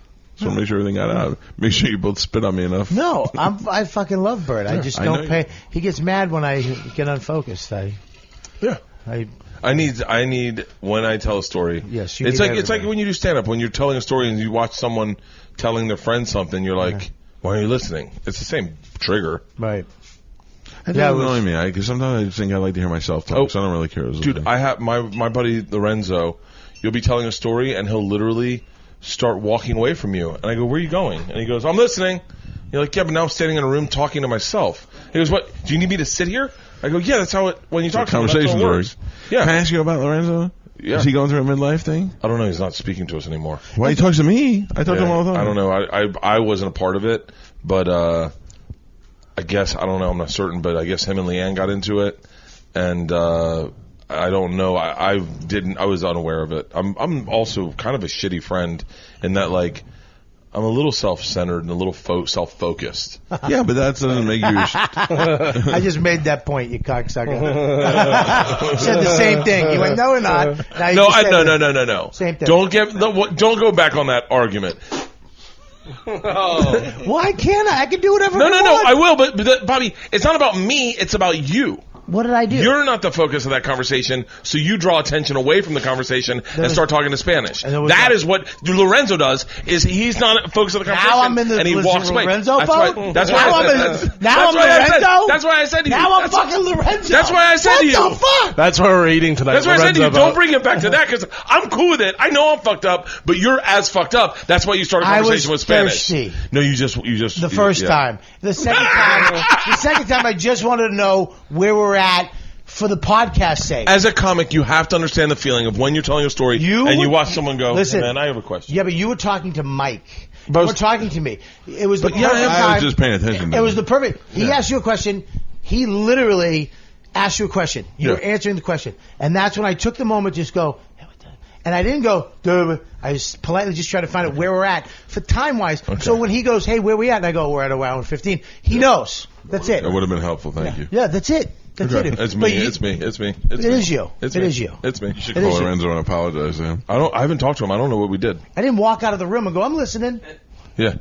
Leanne does it too. Leanne will turn her back to me and start doing dishes. And I'm like, hey, I'm talking to you. She goes, I'm listening. And I'm like, no, you're not. You're not looking at me. Yeah, my wife. I think that's a wife thing, though. Yeah, but when I tell... And they don't care about what you're saying. Yeah, but you can I say something, though? What? You're used to people, because you're such a great storyteller, and you engage people, you're so used to when you talk, people are just like this.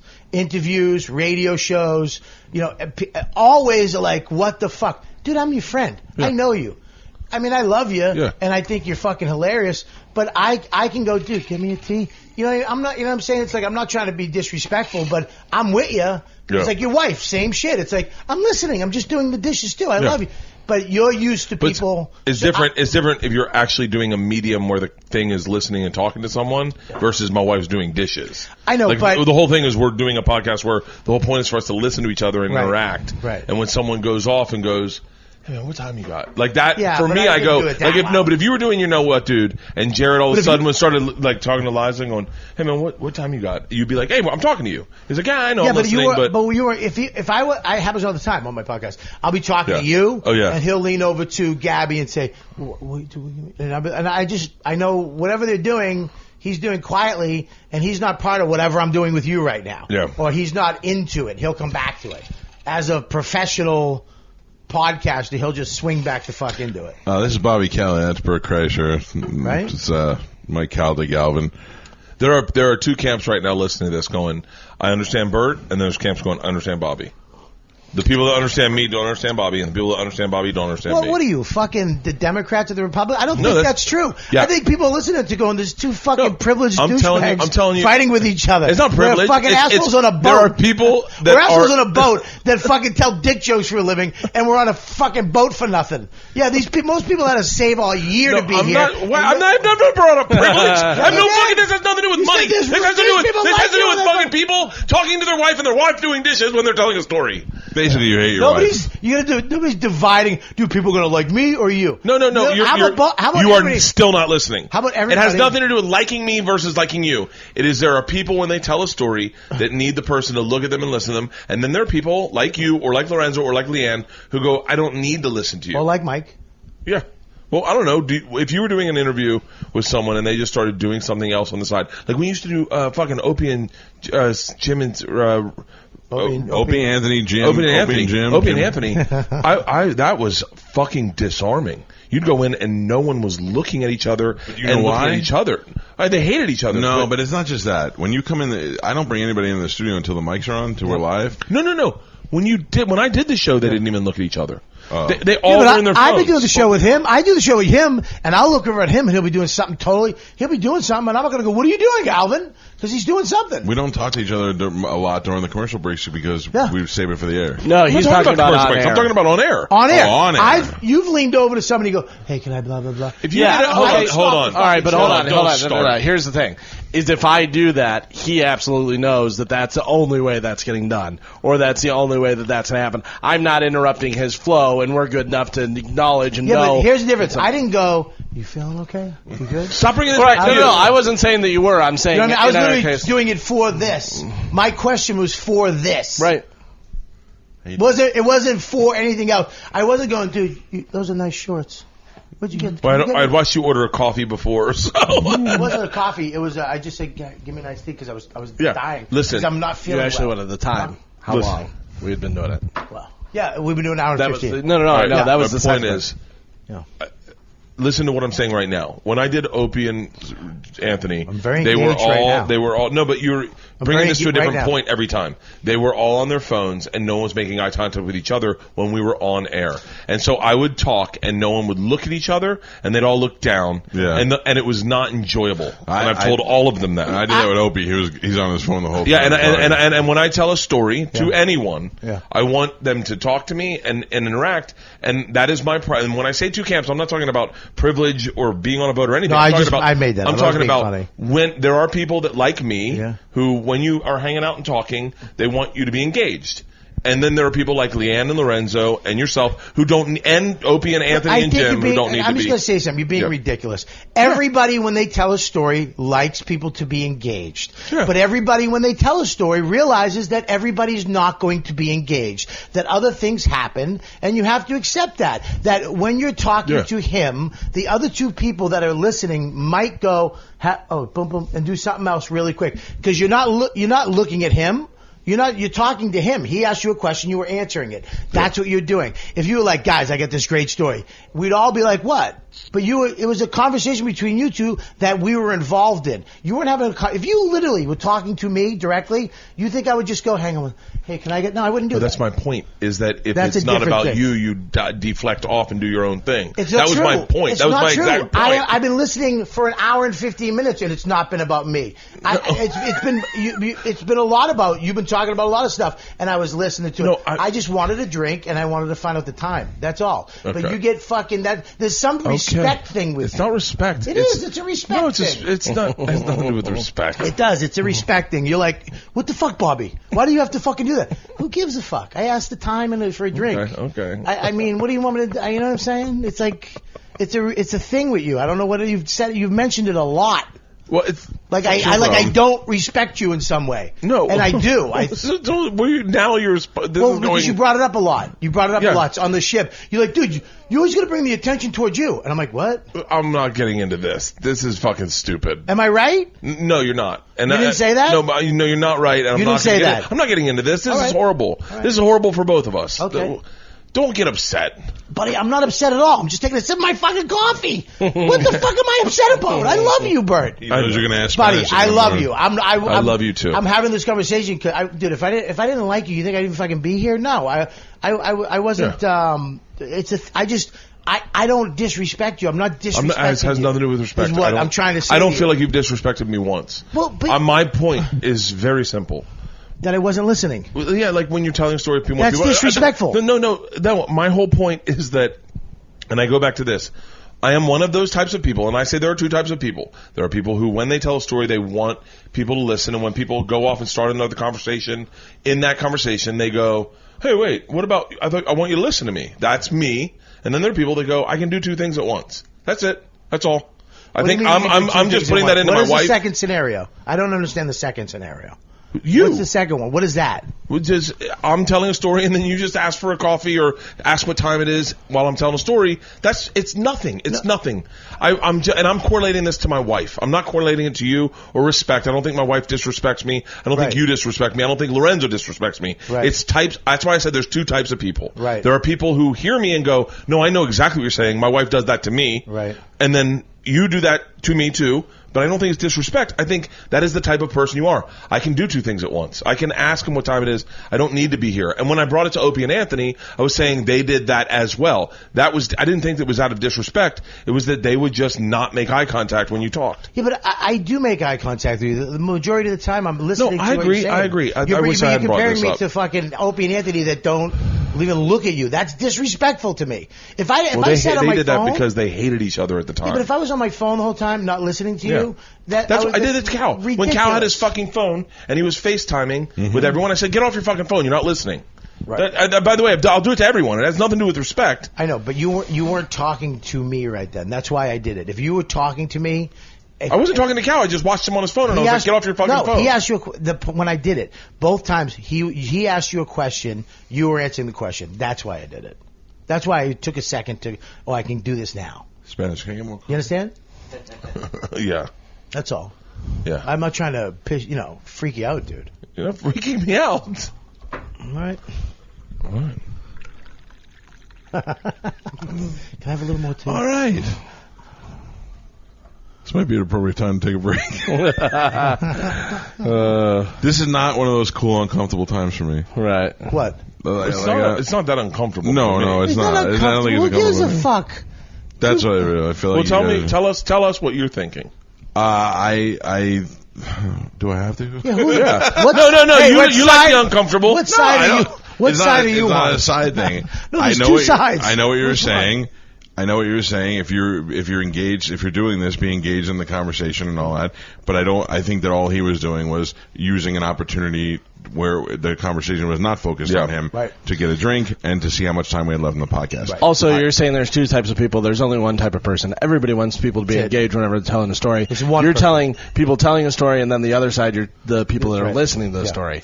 So There's only one person. There's right. people there's who you want to be heard. everybody. wants to be heard. Everybody wants to. Yeah. Okay, then then I you're- say you can't I'm do- not someone who. You want attention, and I do too. No. When you're telling something, everyone wants attention who's telling a story. Everybody wants attention when you tell a story. I get it. I do too. When I'm telling a story, do you know how many stories I've told where I'm sitting there and I'm in the middle of a story and I've had everybody disengaged. Like even the person I was talking to just was like, yeah, and I was like, wow, you guys, and like, yeah, you lack charisma right now. I mean, literally. I mean, there's nobody better than telling a story than Bert Kreischer. I mean, literally, there's no guy. I'm not saying this. I know, but I'm not. But I'm not saying this to blow you. Dude, you could come into a fucking room anywhere and just start talking, and people who don't even know you will be like, what the fuck? An elevator, shit like that. I have the same ability. I can talk to anybody too. But there's everybody wants that. But, and I understand where you're coming from, but I wasn't doing that. I wasn't disengaging from you at all. I was in the story, but it wasn't about me for a second. So I was like, okay, let me just do this. I'm fine. Yeah, but you were like, you're like, dude, you always gonna fucking do that. And it's like, I feel like I hurt your feelings and I don't want to do that. You're not hurting my feelings. I'll bump you out. No, in a podcast, I wish I had never said a thing. Me too. Well, I mean, you know what I'm saying? It affected you, and I don't want to affect you like that. It didn't. It did affect me. I'm sorry. I apologize. I didn't mean to. Do you understand? Like I don't know. I don't think I really do understand. But I'm not. I don't want to get into this because I don't really give a fuck. My point was, what? What are you pointing to me? He's writing. See, he's writing down the curses, and you said fuck, and he didn't write it down, so I wanted to make sure he got it. I don't know. Yeah, it's me. I like people listening. That's all. I want to tell a story. He just did the same thing, and it was fun. Yeah, and I called him on it. Yeah, I know. I called him on it. I'm not doing it to you. It has nothing to do with disrespect. When I see shit going on and we're talking, it is fucking distracting. Yeah. I don't give a shit enough to argue it. Yeah, me neither. Okay. I feel like this has been really bad. It's not bad. What? What the fuck's bad about it? There's a lot of yelling. It's like mom and dad are fighting. He's down to one sheet of paper. So, you guys having a good time? Yeah. All right. Oh, man. So, next year we're going to go on a destination trip to Hawaii. No more cruises. Is this it? No, I don't know. Why won't you do another cruise? Because I call Bert and go, you want to go on the cruise? He goes, oh, no, is fucking Bobby going?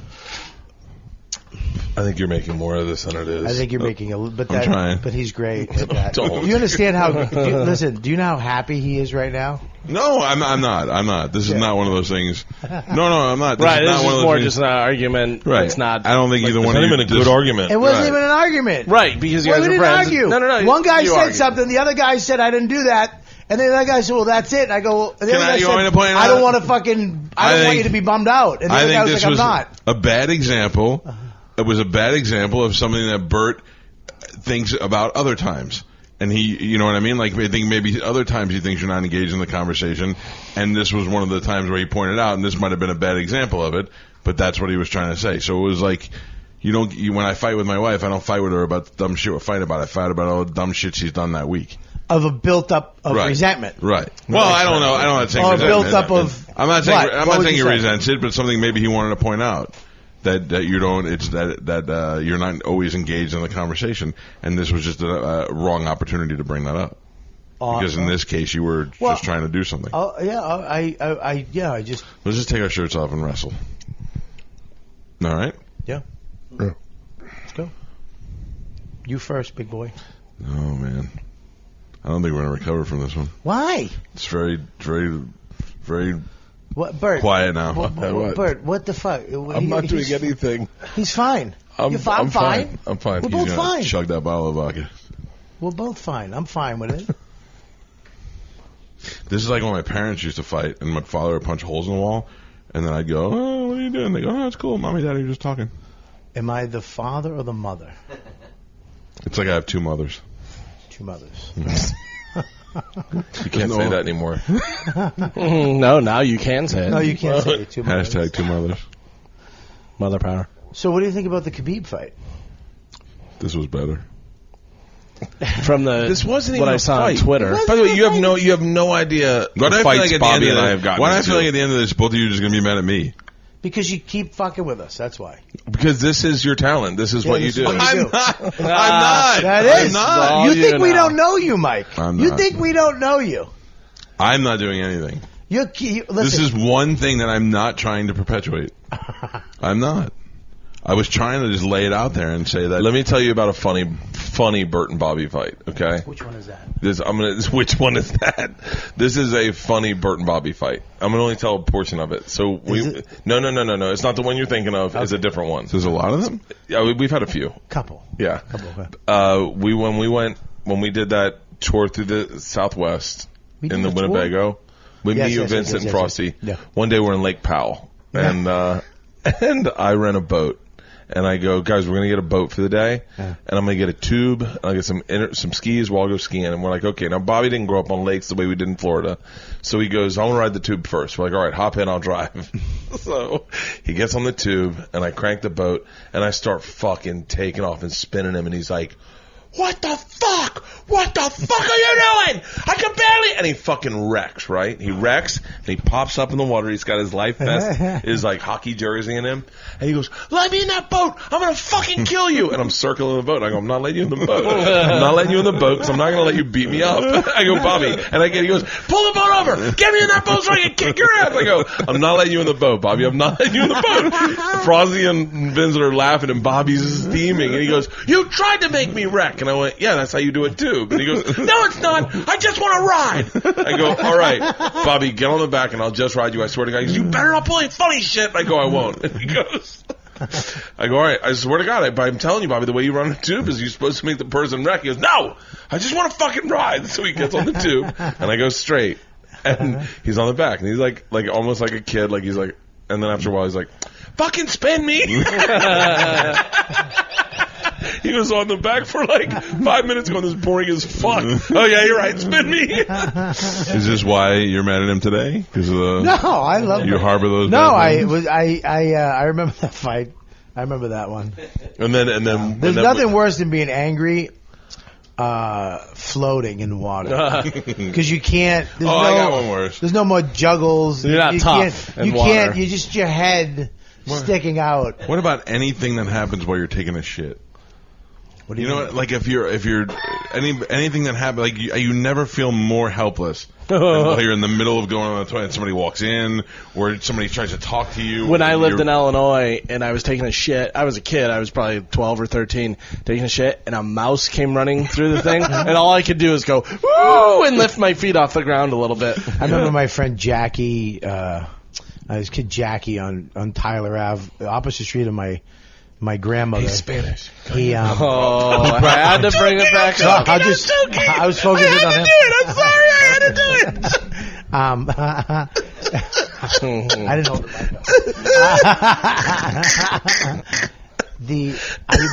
back. I did my first sleepover at his house, and I was so excited. And the next morning, I walked in the bathroom with his father, was taking a shit. Oh. And he went, "Get the fuck out of here! Really? Get out of here, you little punk!" And I was so scared because no one had yelled at me like that. He was so mad that I walked in, I'm taking a deuce. And he screamed at me, and I was just like crying in the room.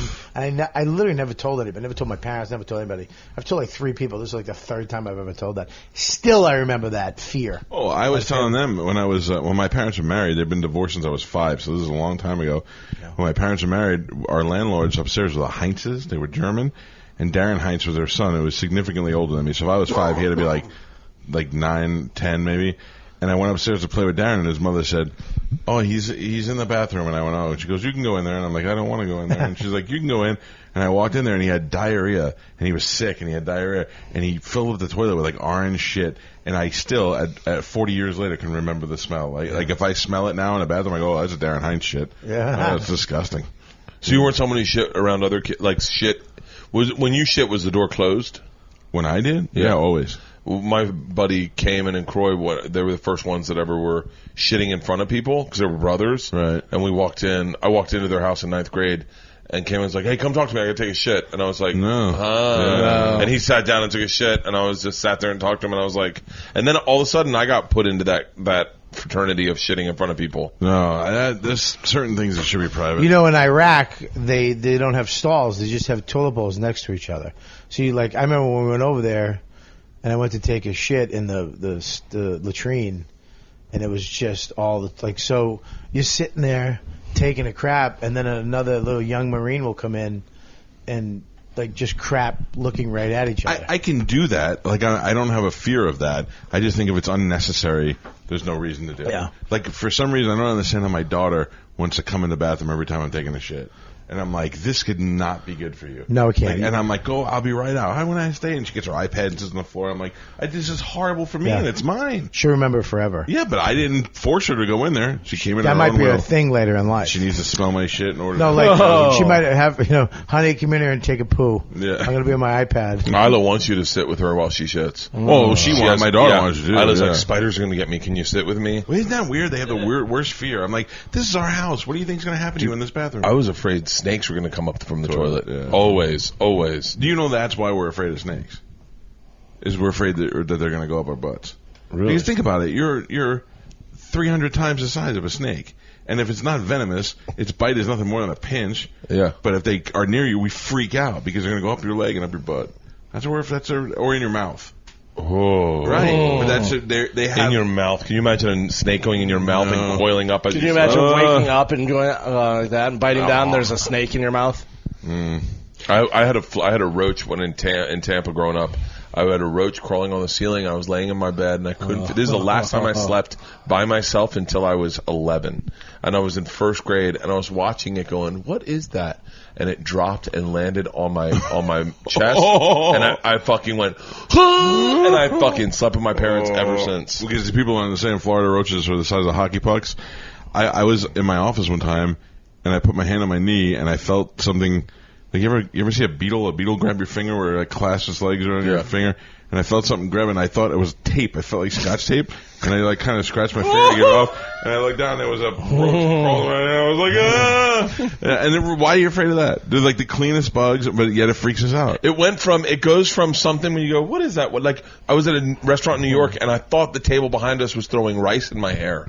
And I was like, hey, and I was like wiping it out. And after the third time, I go, will you fucking stop? And they go, I'm sorry, we're trying to get your attention. There's a roach flying into your hair. And I went, I walked out of the restaurant, fucking didn't pay. You wanna hear a good bug story? Yeah. And this may be a good way to end things on a high note. We're ending things. Okay. We may start our third hour. I was sleeping in my guest room with my son when he was like 5. And we had a sleigh bed, a big king-size sleigh bed. And I went to take a leak, and I came back in, and there was you say sleigh bed or slave bed? I don't know who made it, but it was a sleigh shape. So I walked back in the bedroom, and above the bed was a giant spider, like the size of my hand spider on the wall. So I didn't know what to do. I couldn't go to sleep with it up there. So I grabbed the shoe, and I climbed on the bed, and then I stood on the nightstand because that should give me just a little bit of height that I needed to get it. And when I went to whack it mid-whack, I realized I didn't grab my shoe. I grabbed Joey's shoe. And I hit it and was about 3 inches short, but the vibration on the wall made the spider fall back and land at me. And then I fell back, smashed into the foot of the sleigh bed, knocked it, destroyed it into splinters, cut my leg, my arm open. I was bleeding everywhere. My son sat up. I go, it's okay. I'm okay, son. Blood all over my arm. Bed completely destroyed. I remember that. Destroyed. I remember you told me that. It was awful. Wait. I got the ultimate bug story. Isla has a severe fear of bees.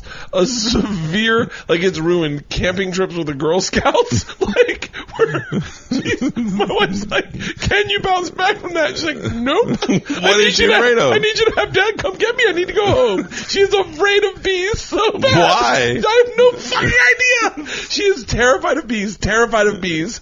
So we do a lot of work with her to get her not so afraid of bees. And so now she's got to the point where she can play in the outfield. She couldn't play in the outfield before because she would be staring at the ground looking for bees on the ground. She's just staring at the ground. They'd hit a ball in the outfield. She's like, it's through the bees. So Do you walk by and go, so we go for a hike one day in Fryman Canyon. It's me, George, and Isla. he's laughing at torturing his daughter. And the woman in front of us, by like 12 yards, starts dancing. Like going, and George and I are like, what the fuck is that? We're with Isla. And as we get to where she is, there are 2,000 bees. And Isla melts the fucking down. She is literally like, George and I start laughing so hard because we're like, this is her worst nightmare. She's been afraid of one bee. There's 12,000 bees. And she starts sprinting down the mountain, running and yelling, bees! Now everyone's running with her. It's amazing. George and I laughed so hard. We were like, that's her worst night. George kept going, that's her worst nightmare. Her worst nightmare. And the best was we went to lunch and we go, hey, Isla, tell Mom about the hike. And she's like, you have no idea. How did it start? Why did she? I have no idea. She stepped on a bee once. Oh, okay. And then she got afraid of grass because she was like, there are bees all in the grass.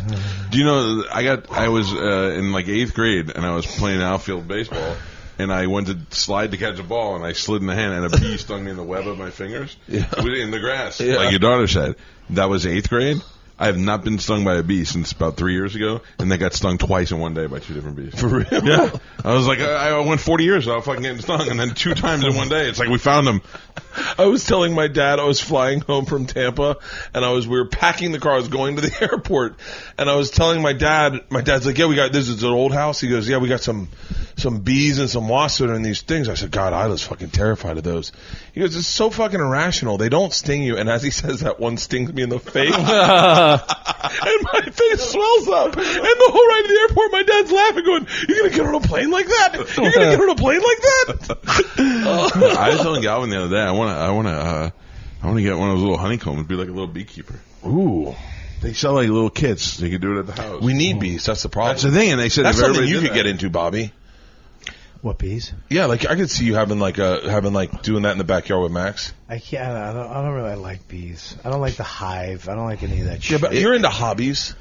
Yeah, but I don't like bees.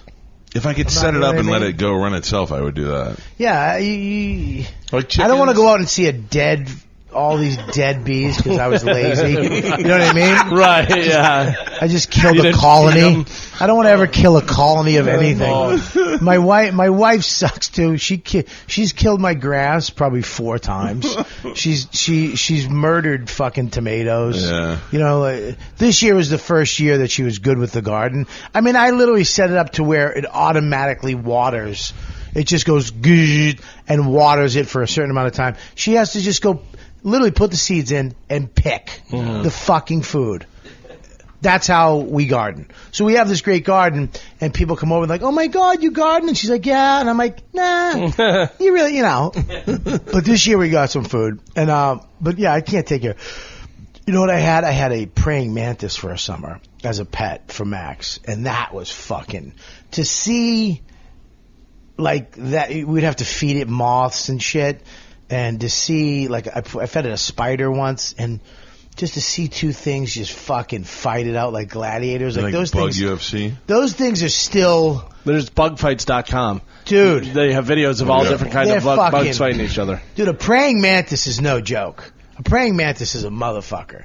That's like an assassin. Yeah. It just sits there and watches this bug go around and around, and then just whack and eats it in under a minute. His mouth opens up and it pinches and then pulls and just chows the fucking bug and there's just wings left. Yeah, I could do something like that, but then I let it go.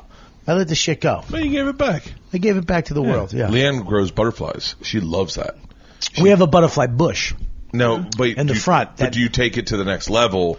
Like she has the butterfly, but it's milkweed, right? Yeah, it's a big purple bush. Yeah, she has milkweed, and then she puts. Or wait, do you have the one that just draws butterflies? I have a butterfly tree that butterflies Caterpillars go to. just a ton of butterflies around it every day. So she has milkweed, and then she lets caterpillars eat the milkweed. Then she catches the caterpillars, puts them in a butterfly enclosure, because what will happen is birds will eat the caterpillars. Yeah.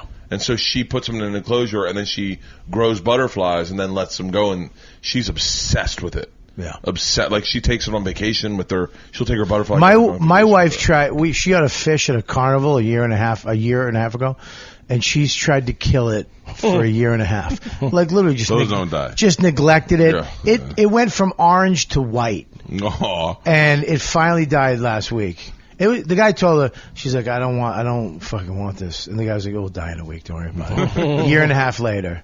And my wife, we left on vacation for 6 days, and she literally in the car, like at 2 hours down the road, she said, fuck, I forgot to feed the fish. And we just came back, it was still kicking. This thing was living out of spite to fucking teach her a lesson. But yeah, we can't. I killed a whole fish tank worth of fish one time because I could not get my fish tank to be clear no matter what I did. And then I watched this special about after a hurricane, if you put a drop of bleach in the water, there's percentage to how much water is in there, it'll purify the water. I was like, maybe I should do that. So I got the giant tank, and I got a dropper, and I put 3 drops of bleach in there, and I was like, I think it's working. And then the fish got bloodshot eyes, and they started swimming sideways. And I was like, oh, God. And I was running their faces underwater, trying to wash it out. It didn't work. I felt terrible. I killed them. I think fish, as a pet, stink. Oh, terrible. Well, It's just if you terrible. don't have to take care, if you have like a company that comes over and cleans a tank and all that stuff, then you're okay. Yeah, I guess so. But I think people who have these big fish tanks. I love that. It's like you can always tell when their careers are going south. When you come over in the fish tank, there's like algae in it. It's not as clear as it used to be. Oh, there's just one fish left. I think when my kids go to college, I'm going to get fish. Fish are fuckers. So they can be my friends and I can take care of them. You know what you can get that they have in like this Asian massage parlor in New York City that I used to go to? Jellyfish? The fake jellyfish. I love The those. fake ones. Oh, what do they do? They just do this. But they're not real? Yeah, they have look fake they fish. look The real as shit. They Nightclub that I worked in, we had a Yeah. big aquarium and we had fake fish in there. They just would go Yeah. there, magnetic, and they just do constantly this. went, and they looked totally real. It looks beautiful. Same relaxing feel that you get from fish Well, jellyfish, but they're just in there. Poop in the water. And Yeah, no shit, no bullshit. That's pretty good. Yeah. All right, give me that for Christmas. You want to? I wouldn't mind having like an ecosystem in my backyard, like a couple snakes, some parrots, a fucking. That's the other thing. If I get a butterfly bush and a bee thing, Yeah. and I have a tortoise, Yeah. and a gator and a bunch of deer, Yeah. Yeah. I'm like fucking Noah. I could do this. I wanted to do that with our backyard so bad. I wanted to get a snake. So we have a rat problem. I want to get a snake and let it go in our backyard. And my wife's like, "That's a horrible idea." Yeah. Well, if you get a black snake, Like, get a black snake and just Yeah. let it go in the backyard. but build it something where it What's will a black Oh, stay in your snake? area. Just like a garter snake, a black Kreischer or something. But keep a warm area in your yard so it stays there and it comes back to the spot. You know what I mean? So it doesn't go to your neighbor's yard. Yeah. I I don't know about putting a snake There was in an the backyard. albino cobra loose in our neighborhood. Jesus Christ. And I get it. I see that it's loose. So we get like an alert. Oh, I thought you saw it. No. There was an alert. Albino cobra. If you have a magic eyelash and you find the albino cobra, you have luck for fucking life. He's gonna win an Oscar. An albino cobra? Albino cobra. Python. Nope, just an albino cobra. Albino cobra. Okay. Loose in our neighborhood. Cobra? And I fucking see it and I go, oh shit, I should let the girls know. So I do a group text to Leanne, Georgia, and Isla. I hit send and I get a reply back from Georgia. Real smart big guy. And then Leanne calls, why would you send that to Isla? And Isla's like, there's a cobra in our neighborhood. Oh, that poor kid is tortured. Oh, she is not. We had a infestation of black widow spiders. Jesus. So one day we have these Adirondack chairs in the front, and one day we're getting ready to go out, and a black widow spider is in our shutters by our front door. Leanne sees it, I see it, and Leanne says to me, "Hey, just to give you a heads up, we got a couple." We get in the car. She goes, "Just to give you a heads up, did you see what I saw?" And I said, "I did." And Isla goes, "What did you see?" And she goes, "It's nothing. We got nothing. But I will tell you, we definitely have a BW problem." And Isla goes, "Black widows. We got black widows." So that night we put the girls to bed, and I was like, "Oh, it's not that bad." We flip our Adirondack chairs upside down, and they have nested. Maybe 100 have nested under our Adirondack chairs, and now I start spiraling out. And then we go, and they say don't go higher than like 3 feet. So look around, anything at 3 feet. So we start flipping all our chairs. They are fucking everywhere. They're everywhere. And then I go, we have this. There's a house you can buy that hangs from trees. It's called Treehouse. It says Sea Rock City. Does anyone know what I'm talking about? Sea Rock City. They're very popular. If you ever drive through Rock City, they sell you this it's like a tree house, not a tree house, a bird house, but it says Sea Rock City on it. So I go over to that, and it is filled with nests, and it's almost like a horror movie. There are so many that I start spiraling out, and at one point I say to Leanne, I have two parts in my life. The life before black widow spiders and the life after black widow spiders. I couldn't sleep for fucking ever. Don't you have pest And then control? Leanne got bit by a black widow spider. What happened? Nothing. She's a fucking redneck. It's hurt for a little bit. Spiders are the worst. I can take snakes. I have coyotes. I have even rats. I could do rats if I saw. But fucking spiders I are don't the give worst. a shit about spiders. Oh, they're the worst. We went this year. We rented a lake house, and usually I go to my uncle's. He has like a big compound, and we use his shit. I just use his shit, his boat, and for 30 years we've been doing that. But this year I was like, let me get my own house, and we had our own dock, and I got this big boat, and we get in the boat, and I guess these spiders, they're called wolf spiders, dock spiders, right? They're not bad, but they're big. as Yeah, fuck. because I grew up on lakes my whole life. We never really dragged people and hurt them in the thing. So, contrary to what you think, I did not grow up on lakes your whole life. Lake Squam, Lake Winnipesaukee, my whole life. No, you had a lake in your backyard? My uncles have had a lake house in New Hampshire for pretty much my whole life. Yeah. Okay. But they did the same thing to me. That's why when you did it, it was like, bringing back childhood memories. But yeah, we were coming back from just on the lake, coming back, and I looked, and there was one this big on right where the ladder was. And I know my wife hates spiders. I know Max doesn't like spiders. So I looked, there's a spider. I was as calm as I could. Look, there's a spider. I'm going to take care of it. Okay? And they're like, what? I go, I got it. No problem. And I whacked the dock. The spider took off. Oh, fuck. A bigger one jumped out from the crack in the dock, like I pissed it off. Literally jumped out and did this. And looked, Ready to fight. ran, and jumped towards my wife on the boat. Literally off the dock. And jumped, but didn't make the boat, and we didn't know where it was. No, that's the worst. So, and the boat, like, kind of went around. So I'm like, and there, Max is screaming. My wife is like, what the the neighbors, we don't even know them. They're like, is everything okay? I'm like, we're fine. And I'm like, where's the spider? I'm just trying to be cool. I'm like, where's the spider? She goes, I don't know where the spider is. I'm like, look over the side. So she looks over the side. She goes, it's right there. It's on the boat, coming up the boat. Like Max Cady from... Dude, yes! It was fucking... What a great fucking analogy. So I literally just rowed the boat into the shore. I go, get off.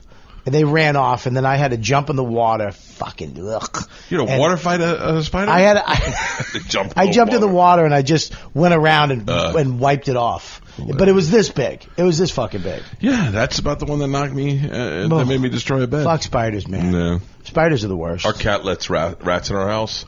It catches rats and then brings them to the house and lets them go. So it brings it usually if it's a big one, it lets it go and we got to catch it and throw it out. If it's a little one, it eats its brains under the table. I was eating dinner and I was playing with Priscilla's foot with my toe. And she's playing back with it, and all of a sudden someone goes, "There's a rat under the table," and I'd been playing with a rat that Gus had chewed its brains out. So one night Gus brings a big rat in and gimps its arm and lets it go, and we lose it. We fucking chase it. It was on my Instagram stories. We chase it. We lose it behind one of the couches in some boxes. We take all the boxes outside and leave them outside. And Leanne goes through the boxes. She goes, I can't find it in the fucking boxes. And so I'm like, it's in the house. So this is how our family works. Me, George, and Isla each go to our rooms, shut our doors, and put towels under the fucking thing, and leave Leanne in the living room to find it. Leanne was up until 2 in the morning and found it. Jesus. We'd move out. I don't fuck around with that, man. Stuff inside the house. I had to do an acting. You know, when you do the acting classes, you always get these partners. I got this chick, and she lived in Brooklyn in some shithole, and I had to go to her apartment. And as soon as I walked in, I'm like, "There's a dead animal." I just know that's dead animal smell. She goes, "What?" I go, "There's a dead animal somewhere in your house." She goes, "Well, there was a mouse here last night in the bedroom, and the superintendent put poison around, so maybe with that." So we're rehearsing the scene, and then I'm like, I gotta find it because it's here. So we looked in the room. I smelt it near the fridge, and I go, I'm just gonna take the fridge. So I pulled the fridge back, and you know the wire behind the fridge, the metal stuck between that and the fridge. Without the tail was a rat this big, literally that big, without the tail.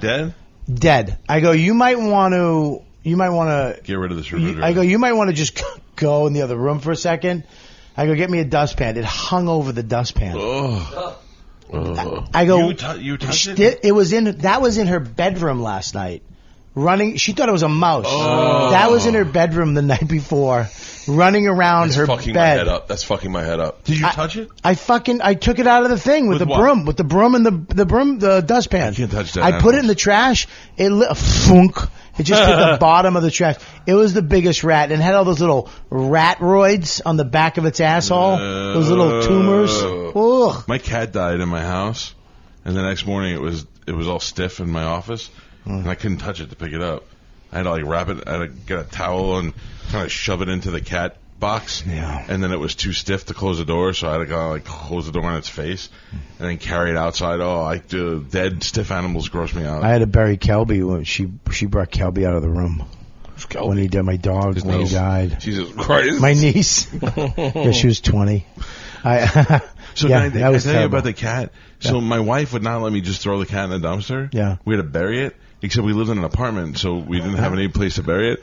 So we went to her mother's. Her mother had a condo, like a townhouse with a courtyard, but it was mostly patio pavers. And I'm like, well, where are we going to bury it out here? And she was in the little flower beds. I was like, all right. So now I'm digging. And my wife, who was like 21 at the time, she's like, we can't just put it in the dirt. So now we have a Tupperware with a loosely fitting top. And she goes, please bury it like this. I'm like, okay. So I start digging, and I hit concrete like a foot in. So I'm like, well, it's full concrete. So I place the Tupperware with the loosely fitting lid in there, and then cover it with a thin layer of dirt. And I go, it's in there, it's deep in there. Nobody saw it. They just saw the dirt on there. Yeah.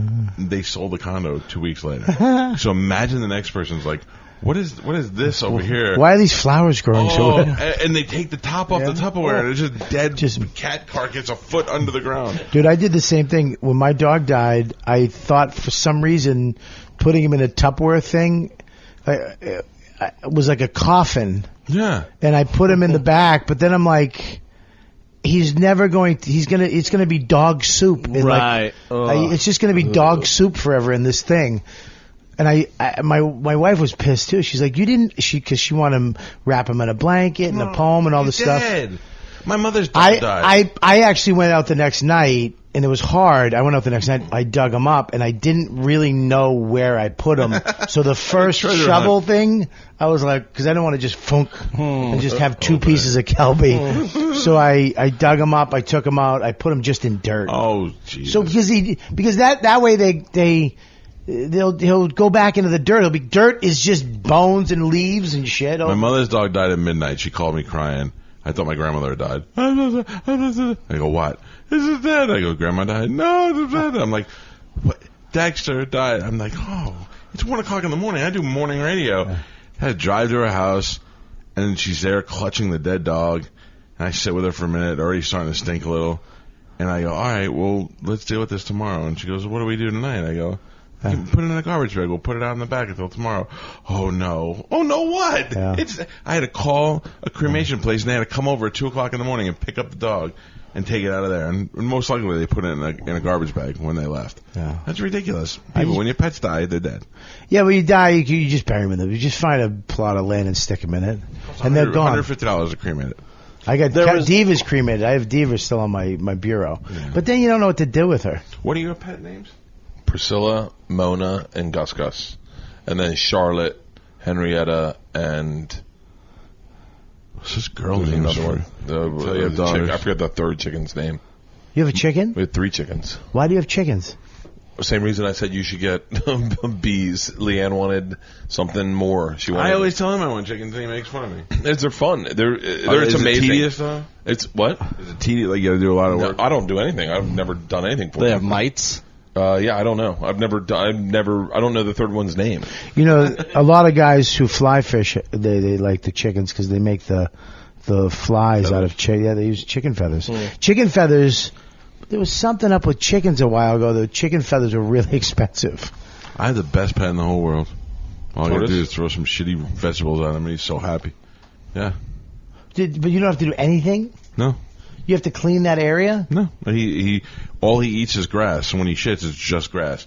The minute it rains, which it rains every day in Florida, it goes right back into the dirt. I miss that. Yeah. I miss the rain. Every once in a while, I drop some new hay out of there and clean his little house out with a rake. Takes me 5 minutes. And then it's done, and he's so happy. The one thing is I spent all this money putting hibiscus flowers in there because they supposedly love to eat the flowers. That fucker ate every plant in there. I mean, he destroyed it. It looks like a post-apocalyptic turtle area. But you have an alligator in your backyard. You're not worried about that dude coming up? Everyone has an alligator in their backyard. My tortoise is 70 pounds. It's a 70-pound armored tank. You don't think it just come? I mean, alligator, no. a 70-pound rock. Turtles will eat a fucking. Eat it, absolutely, eat it. yeah. No, it would not be able to eat. I mean, when I have pictures of the alligator in my yard with turtles in its mouth. This is a 70-pound African sulcata tortoise. It is not getting this thing. If it does, then we need to call Ice Cube or whoever went in the water after that giant alligator. J-Lo. That was Anacondas. Yeah, same shit. So you watched that last night too? No, it was not. It's been on every day. No, I did not. I've watched it 4 times. So funny. I actually watched it the other night where the guy gets wrapped up and then falls backwards into the anaconda. Yeah, I watched it. Yeah, that and The Equalizer with Denzel, which is a great one when he fucking goes 16 seconds. And then he goes, set. Don't you wish everything worked out that way? Oh, well, you could time it and murder people? You want to talk about being goal-oriented. That guy knows what's up. All right, well, this has been a wonderful experience for us. I don't know how it was for you guys. It was great. Dude, I think anyone listening might think Bobby and I are arguing, but I've known Bobby for 20 years. Well, you were arguing, but there was no hate behind it. There's no hate behind it. It's two friends critiquing each other, yeah. I love you, buddy. Yeah, I love you. I fucking love. I love you. So can I ask you a question? You're one of the 10 people comics in my life. I've known you from day one. If there was a house fire and you could save me or Bert, and it didn't matter about who was absolutely, I would save you first. I would let Bert burn, and as he's burning, I go, "Sorry, I wasn't paying attention." It's because Bert loves the blaze. He loves the blaze. Bert, who would you save? Me or Bobby? Not having to drag one of us I was about out. to say. Wait a minute. Like I if you get that option too, If right? you could wrap us I up in lift your you magical... up, then I lift Bobby up. I go, wait, let's see. If you could wrap us up in your magical eyelash and just yank us out of the house, who would it be? That's funny. You have to. I mean, his fire is blazing. It's bad. The Detroit guys. I think I'd probably get more press from say. It's all about the Insta story. It's about me coming out going, "Hey guys, it's Bert Kreischer. My tour starts October 10th is pre-sales. I just saved Bobby Kelly's life. Bobby, you guys know Bobby from You Know What, Dude." Oh, I'd be like, Tampa's probably already sold out at the Tampa Theater February 15th. Yeah, I really Oh, don't I'd need have that. that show canceled. You'd You'd be dead. You'd be dead. You'd be dead. I'd book a rival show across the street. You would be dead. And You'd Galvin, be dead. Galvin would cancel it I'd because he put was. it in memoriam to Cowhead. That's not going to do me any good. We donate. Am I the only one that we calls you donate- Cowhead still? Yeah. It's all right though. Will you donate ticket money to my family, to my kids? Yeah. Oh yeah. How if he died?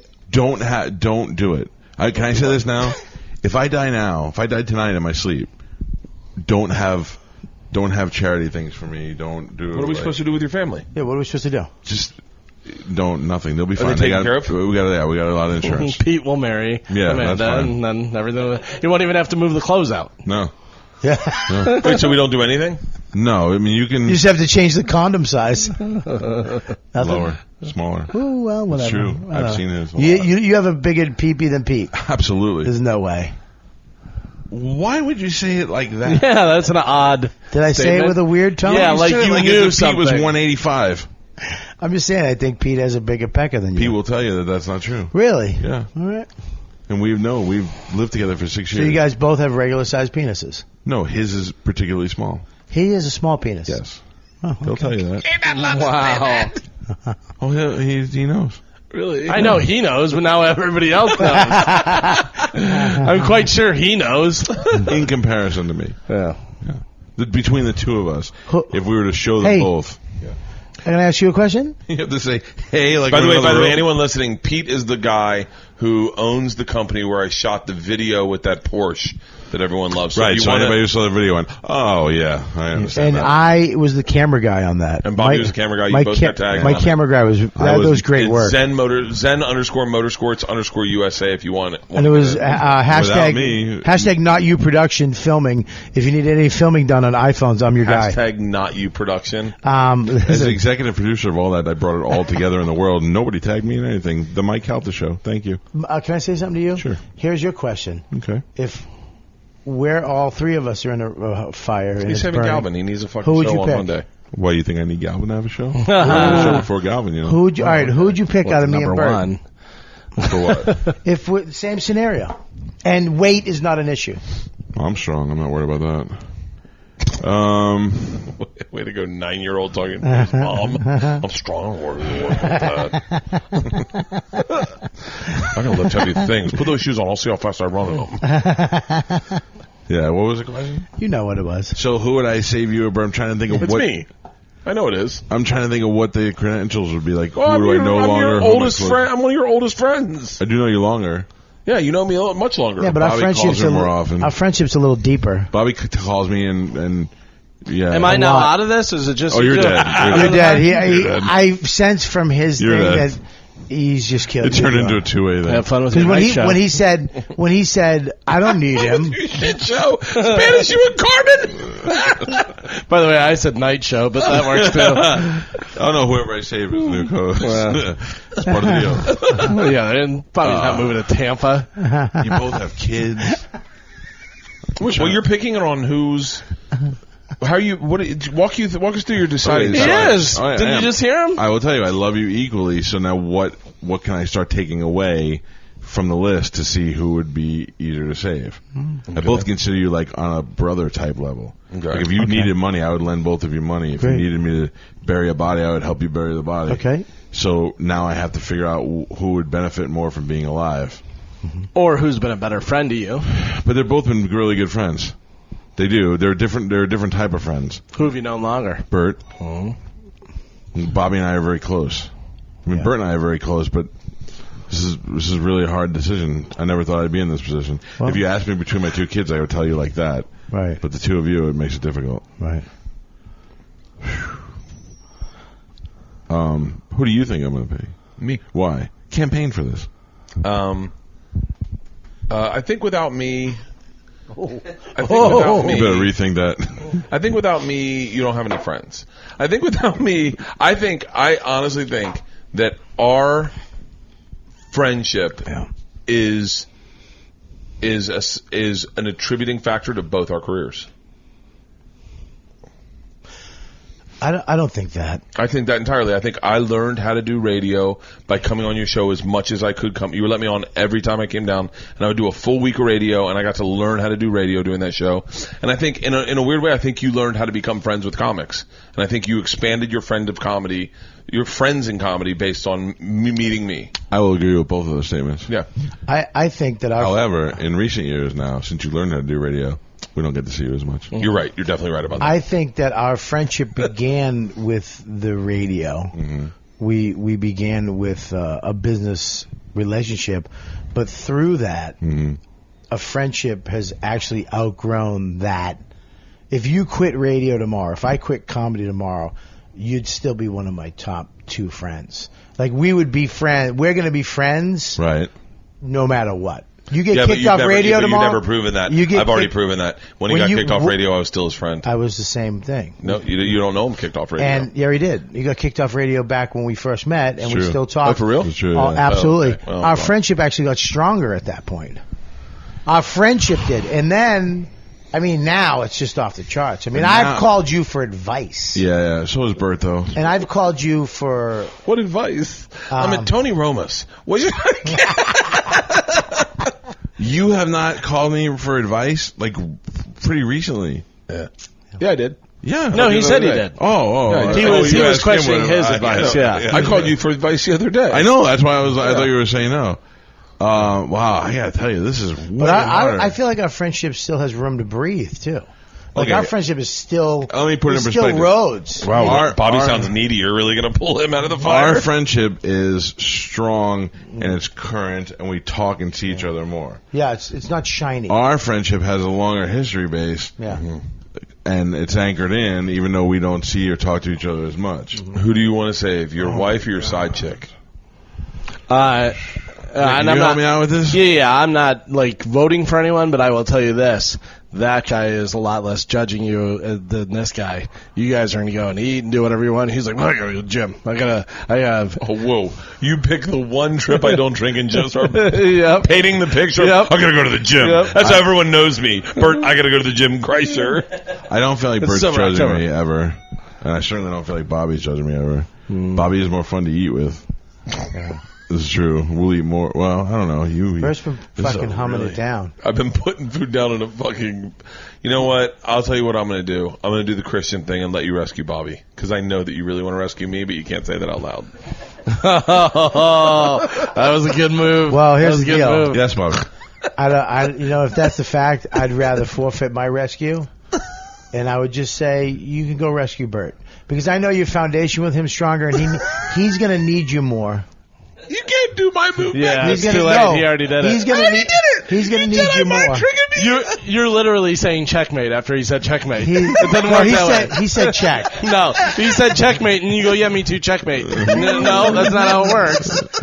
You don't get to break your You're ribbon fired. again. I'm quitting. I quit. They don't put a ribbon up for the second place. The first place runs through But it. here's how Mike works. I think now that you gave up, Mike really wants you more now. You actually became more attractive to Mike by rejecting him. Okay, here's the ultimate question. What kind of relationship do we have after I save you from the fire? The same one we have now? Thank you so much for letting Bobby die. Hey, I want to tell you a story about when I was in college and we used to walk through the park with Hey, can you get me? Can I have one of those cookies? This has been the Mike Calta Show. This is the Bertcast. This is the You Know What, Dude podcast. I like this. This is a three-way swap cast. This If is you a enjoy good. This any is of actually these, a good one. if you enjoy any of these, Bobby's podcast is YWKD. Don't pretend not to know. No, YWKD. WKD. Don't pretend Yeah. not to know. You You've been what, on it no, a bunch dude? of time. You can go to Don't- Cowhead don't- on iHeartRadio. don't trash- No, you're bad at wrong promoting. with you? You know, on iHeartRadio. I'm the professional. Oh, no, it's not funny when he does it to you, but he does it to me. You crack up. No, I was mocking him. YWKD. It stands for fucking words. Just think about the words. You know. YKWD. Yeah, I was mocking him. All right. Bobby Kelly is a great comedian and a great friend. His podcast is YKWD, standing for You Know What, Dude, where he has a mixture of a bunch of up-and-coming and current comics in the New York City-based area. Bert Kreischer, The Machine, you can check out his special on Netflix called Secret Time, and his world tour, Body Shots, is about to start in Portland, Oregon. Tickets go on sale when? October 10th is pre-sale. General sales to everyone starts on Friday. But get them now because they will all sell out. Including a stop at the Tampa Theater on February 15th. But they'll sell out because they're small venues and it's all one night only. Yeah, and of course, Galvin, you can find him on Twitter at Galvin Seriously. We're on the Mike Calta Show, which is heard on 102.5 The Bone in Tampa. And you can get us on Instagram at the Mike Calta, CALTA, the Mike Calta Show. Wait, what if you're not in Tampa? How do you listen? Anyway, it's 2018. iHeartRadio, TuneIn app. Then why did you jump on my foot when I No, said because That's we how don't I work listen. for that And company. you said We don't work for Cowhead. that company. Oh, really? And you said Cowhead. That was Oh, such yeah. a Oh, yeah, you did perfect say Cowhead. ending. Yeah. But it doesn't matter. You can in 2018 you can listen to our show from anywhere in the world. And if you listen today and you're like, I don't want to listen to those hacky fucks talk about bugs and snakes, don't worry. That's not usually what our show is about. So you'll enjoy it. And we don't play any music. So there you My go. nose is Did you bleeding. trash the podcast? No. What I'm saying is don't let today be the basis on what you judge our show on, even though I had a lot of fun today. This is a great. You should base it on this. This And is you can great. watch it. You You can got watch fun. fucking real shit between people who care. You got a little fucking argument. We talked about snakes. We talked about Firefighter. We talked about all kinds of shit. That was an epic fucking podcast with four of the most fucking, talented guys on a mic In that what I order? know. In what order? Rate us from talent from highest I to feel lowest. like you're saying checkmate after you already said checkmate. That was a speech. I was trying to give a speech. I was trying to hide it in a speech. Did you Rate guys us- notice the boat isn't moving as much? Yeah, because we slowed down. We slowed down. Is that why? Rate us in talent from highest to lowest. Don't try to skirt around this. I would say 1, 2, 3, 4. Right. Who is the top? And go to the top and work your way down to one. Bert, you're next. As far as what? Okay, that's- I'll do it. As far as I'll what tell you. though? Just before you tell me, I want to know what. As far as radio, No, just overall, who's going to be most successful in life? I would say I'll be last. Why? Just Don't be because. a dick. Don't be a baby. Well, about I it. mean, just be honest. I would say. It's not that- just financial I would either. say. I would say that Bert. I would say Bert is probably the most famous, successful, then you, and then Galvin, and then me. Really? Yeah. You think, no offense to Galvin, but you think that your success will be less than Galvin's. I think Galvin's success right now is I don't think you believe that in your hang heart. on, constant. But I think you're it's- nationally known, though. That's I'm a big nationally difference. known, and I have the ability to Throughout fucking the pop microphone. up and pop out at any given time. You never know. But this could be it for me, guys. This podcast. Oh, Jesus. This cruise could be the last hoorah. I could be a beekeeper next summer. Bert? Okay, I'm going to put a caveat in mine. Okay? I'm going to use it as successful and fully faceted. I think Bobby is much more successful than me. I think he's just done so many more different things than I have that I look to that and I go, I wouldn't mind writing and selling my own FX show. I wouldn't mind starring in an FX series, starring on Louis, doing the radio you've done, and I think your best special is yet to come. I think the stuff you're working on right now, and we said this at breakfast this morning, is the best stuff you've ever done in your entire life. I don't know if you see it, but I think the direction you're going in Is the funniest shit ever. is the funniest shit you've ever done. Stop touching your nose. That's bleeding. I know, but stop. It's not bleeding. You think it's bleeding. It's not. I think then me, then Cal, then Galvin. Well, that's very nice of you, and that made me feel beautiful. Stop touching your nose. It's bleeding. It's I'm making it stop bleeding. I think I'm getting alcoholic nose. Chin blossom. You said it yesterday, and all of a sudden it's bleeding at my fucking nose. It wasn't you. No, You're you not had a little alcoholic. scab that you pulled off there. Yeah, you just had a scab. real? Yeah, there was just a little tiny You're not scab that you getting pulled alcoholic off. nose. I knew when I said it, you were going to take that in. And it just started fucking bleeding But because it's you brought not, it up. that's not alcoholic nose. No, Oh, yeah, that's give me cow's catch rag. All right, what about you, Galvin? what are we going on? What exactly? Because everybody keeps changing You and can stuff. throw a caveat on it. Yeah, throw a You can throw a caveat. caveat. Can I go funny? Oh, You can maybe. do whatever you want. Depends who's number one. If I'm going funny, Yep. and I'm including in this, included Yeah. in this. All right, I'm going Bobby, me, Bert, Mike. Hey, like that. Take that. Yeah, Wow, that's that was right. pretty interesting. Sadly, I agree with you. What's that? I agree with He you. said, sadly, I agree with you. Well, Yeah. Go ahead, Michael. Oh, I'm definitely gonna have way more success than the both of you. Right. You're gonna have liver problems soon enough. You're just gonna stroke out one day. What the then where do you, fuck? just out of curiosity, What the fuck? where do you find this time machine where radio still counts? I love how you podcasters can keep trying to push this agenda that radio is dying. Yeah. Meanwhile, communication companies are making billions of dollars a year on radio. By the way, who's laughing booked, at you. Who's booked for our show on October 10th? Not anymore. Oh yeah, I am. I was doing a call in to this archaic medium on my landline. Right. Don't you see that? Don't you love that? How they love to try and push that agenda that radio is dead, and every year radio sales increase. No, that's Yeah, not true. it's Hang on totally one second. fucking true. For you, Oh, radio. no, is no, not- no. Bro, radio is Radio- a business. Radio as a business. You the think sales. radio as a business? Dude, AM radio still exists. That should show you enough right there that radio generates so much money that AM radio is still profitable. So what you're telling me? Hold on one second. So when I go to places like Richmond where radio no longer exists, Richmond, so what are you saying? Richmond has no like I morning go to radio? so many markets where radio just doesn't exist. Right. They don't have radio anymore. Yeah. Okay. And so you're saying it's better now than it was when you go to Richmond and there'd be 3 stations you could do.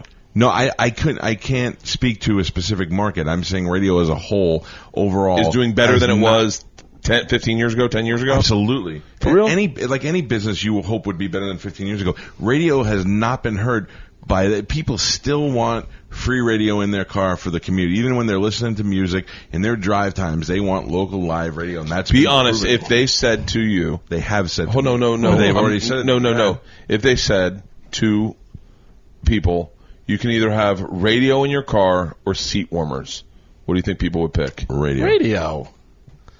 You're out of your mind. If you could get Do you know how many people don't have computers in their houses right now?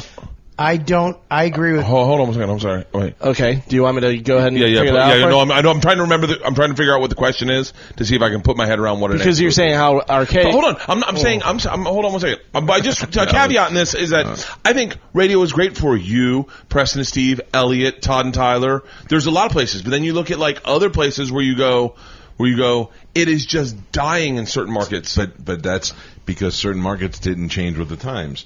In our market, So I'm speaking of my experience. Right, but If what you I'm see saying- McDonald's restaurants disappearing on every corner, you start saying But you're not seeing McDonald's radio, must you're be not doing seeing bad. radio stations disappear. You're seeing them change. You're seeing them go to different types of music. You're seeing them change as time goes on. Our radio station used to be a classic rock station. Who the fuck wants to listen to that? And some of those stations that are in wherever you were going may be automated now, and they don't have a morning show for you to come in and talk But they to. still have a very successful, a very fiscally positive radio. Or they have some radio guy that's plugged in from some other state, whatever, so you can't talk to them. I don't disagree that radio's succeeding in certain places. What I'm saying is being on the ground in the war, I'm going into places where you used to do radio, and now they're like, oh yeah, everyone's gotten fired. All they have is Mexican radio and black radio. Right, but the radio itself is still very successful. They just realize Joe and Bob, we don't need to pay Joe and Bob $200,000 a year. We're still going to get it by playing Mexican radio. And then they play it. So it's still very successful. In Still our is good, case, yeah. the But I talent understand rises to the top. I understand what Bert's saying though. If I use my cell phone, Sirius satellite radio app, and I use podcast app in my car, I never ever turn my radio on ever. Do I? Okay, but use my you're radio. also a 48-year-old man. Yeah. But then the opposite's a 22-year-old kid who doesn't know anything about radio, and all he is like on his phone on Instagram. Joey just asked for the TV to be. He didn't even want a TV because all he watches is YouTube. That's TV. Yeah, but like Joey's generation, when they get their first car, do you think they're going to be like, hey, what channels? No, radio's going to be gone. radio will be in your phone or in your car. Radio's already in your phone, but the government won't allow that chip to broadcast through. Radio is already in your phone, and radio is already, all the radio stations, like you said, iHeart and TuneIn and all these broadcast apps that broadcast it. We've already been doing that for years. We've already been. I listen to KTU in New York and Florida all the time. I'm not disengaging. I'm going to still be fine without Stop. I got to go pee. Can I pee? No, can't you hold it? Be a fucking man. How he did that to him. He just asked so we can take a break. I got to pee. So that was me telling you. You have prostate problems? Wait, tell me. Wait, but now go back to what you were saying. How many people have not abortions, but you were saying no. I said how many people have? I thought 100%. Because you think, there's no way, not even close. Right. There's so many people that still don't have computers, or they'd have them and are not using them the way we use them. And there's so many people that still have flip phones and don't even have a cellular phone. There's people that have landlines. This is no bullshit. Do you know how many people still pay for AOL? Yeah. Pay for AOL. Keith Robinson was paying up until a couple years ago. They made $1 billion on people who are still paying for AOL. Yeah. That's a Tony Bert, in fact. He told me that. Yeah. Really? So the fact $30 that a month. think that radio is not going to be in cars, I was simply hundreds of years before that. I was simply making an argument of like necessity. Saying if you said to a millennial, what would you rather have? Fully functioning, reclining, and heating seats, or a radio? They go, oh, give me the seats. I think a millennial would look at that like Joey's generation. And listen in silence? No, they have their phones. Right, but they're listening to radio on their phones. They'll find their favorite shows and listen on their phones. If you're playing music, you're probably being pushed out by the genre. You like country music, you like dance music, you're being pushed out by the music. But if you're a talk radio host, whether it be on morning show radio or on the political radio, you still have a job, and you are still very popular. In New York City, the #1 show in the morning since Howard left has been sports radio. People like to hear other people talk. So you're saying that radio's still viable, it's still popular, it's just what was popular just changed. Just changed. So instead of talk radio... But that's how it's always been. Right. So it's just evolving. It just evolved. It just evolved. I mean, it just changes. And then it is evolving into all other mediums. I mean, how many years ago did we have Bone TV? And now every radio station does that, where they have a video component with their radio show. But let me ask you a question. What is this we're doing right now? This is a hobby. No, but what is this? What do you mean? This is a podcast? Or is this on the radio? Well, for us, it's a radio. For us, yeah. For us, it's a radio show. Right, okay. Wait, a podcast isn't a hobby. It's a business. For some people, but for 90% of podcasters, it's a hobby. It's a hobby, and it's a waste of time, and it's guys who. So this will be on your channel. Yeah, I'll be at Side Splitters this weekend. That's right. Thursday, Friday, and Saturday. If you son of a guns don't fill the place out. Well, when you use language like that, I don't know how many people are going to show up. Well, I just don't want them to have to cut it out. Well, there's only been 4,000. Yeah, I'm just trying to help Spanish out. There are too many comedians that come in and do good radio with shows like ours, and Preston and Steve and Elliot and those guys you mentioned, and they're like, God damn, that's easy. I could do that. And why do we cut out the middle guy? And then they do their own show, and they're like, okay, we can function, and we maybe No, dude. I will say this right now. I do interview stuff, the Live from the Shed. I do the podcast. Doing what you do, I can interview people. I can do it. I have fun doing it. I like doing it. But when you do an interview, or when you talk to somebody, forwarding a show along with more than one person, or just an interview, you one-on-one, having that room and pushing it forward and directing and steering it, it's a gift. You know who that sucks for? It's a gift. You know who that sucks for? That sucks for Opie. Because Opie doesn't get the credit for. I'm not saying you're not doing it. But people say Opie stinks. Opie's always want to change the subject, and he always wants to move things along. Yeah. When Anthony and Jim were so funny, blah blah blah. Because you need a guy after a while to steer it into the next direction. Dude, I'm telling you, I've been on my show with. Bert, and you're talking about the funny alpha comics, and to steer, like, here's what you realize. If I be like, I've done it before, I'm going to go to the bathroom. Just take over the show. The show stops. Yeah. People stop talking. Do you remember Flash? Because they don't fucking know what to do. Bert tried to do it whenever he was in with us. Yeah, and it's hard, man. It's really hard to do. Just to keep the show moving. Just steering it, let people talk, bring something else up when they're done talking. Which is why I put myself at the top of the most successful list of the four of us. I think you are. Yeah, thank you very much. I put you at the top. I mean, Bert's going to make more money than you, but you're at the top. It's all about the money. Well, sometimes it is. Yeah, I guess so. Yeah. It's definitely about the money. Clearly, I still believe in radio. I'm here. That should be testament enough. Clearly, I would save you from a fire. If Bobby wasn't in it. You know you'd lose me forever if you picked Bobby in the fire. Is that why you didn't do that? No, I don't think. If you pick Bert, you can pick Bert and you won't lose me. 'Cause Aw. our friendship will evolve. Is I that don't need to checkmate? prove No, that was good. That was good. That was a good one, right? I don't Yeah. need to prove my love to you. You No, already know it's there. I would actually tell you, as you were going to grab me, like in Batman when he kicked the door around, he was like, "No, go get her." Remember? I'd be like, "No, get Bert," and you'd be used like, to say- "You'd be like, I know." And then as you grab me, I go, "Thank you. I have a You tour. made the right choice. I have a tour. Body Shots World Tour starts October 10th. Bobby's Until just 10 years later, you found out that he went and could get Bobby first. And then you go, and when I grabbed Bobby, I went, wait, Bobby? You grabbed Bobby? Bobby was in the fire? Yeah, but Bobby told me to grab you. What? No, wait. Say if Bert does have a alcohol related seizure and he's in the hospital and I go visit him and they're like, you should probably say goodbye. And I was like, Bert, I gotta tell you, I love you. You've been a great friend for all these years. And I could give him a hug. He goes, who would you have picked? He still remembers it after all this time. Oh, thank you. Are we good? I'm Yeah, good. This is good, man. Good show. Let's end. Let's go. How long have we done? 2 hours and something. Oh, it's more than that. I was going to ask, but I good. didn't want to get yelled at. I would never. Do you keep yours to a certain time limit? Never. Yeah. No. Then why'd you care what time it was? No, because it was his thing. Oh. So I didn't know what his thing had to be. I got 4 goddamn hours to fill. Oh, I didn't know that. I just was wondering. I was only going to do an hour, but I'm sure this audience will appreciate 3 hours more than one. Yeah. Yeah. I'd be like, oh, let me just know what time it is. Spanish, how long do you think it's going to take you to edit all this? I'll see you guys tomorrow. Yeah, right. You have to edit it on the boat? Oh, boy, you want some help? No, we don't have enough machines to have help. There's not enough machines in the world to help Spanish today. We only have one editor. I Would love have that been nice me. if we had just not cursed. I love that me. Hey, have you had That sex would on have this been cruise? dope.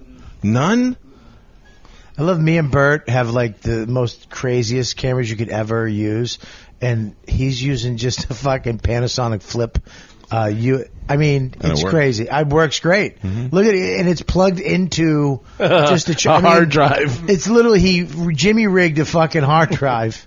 It's that's a charger. You know it's jerry rigged. You know where that came from? What? Jerry rig. Did I say Jimmy? You said Jimmy rig. Oh. I don't know what that is. The term is jerry rig, and it's because in World War II, towards the end of the war, the American soldiers were going in, and the Germans all their shit was breaking down, and they called Germans jerrys, and they had rigged them with a coat hanger and a piece of tape, and that's where the term came from. Jerry. That's not what we used to say. I know. Do you know what Jimmys are on an ice cream from? No.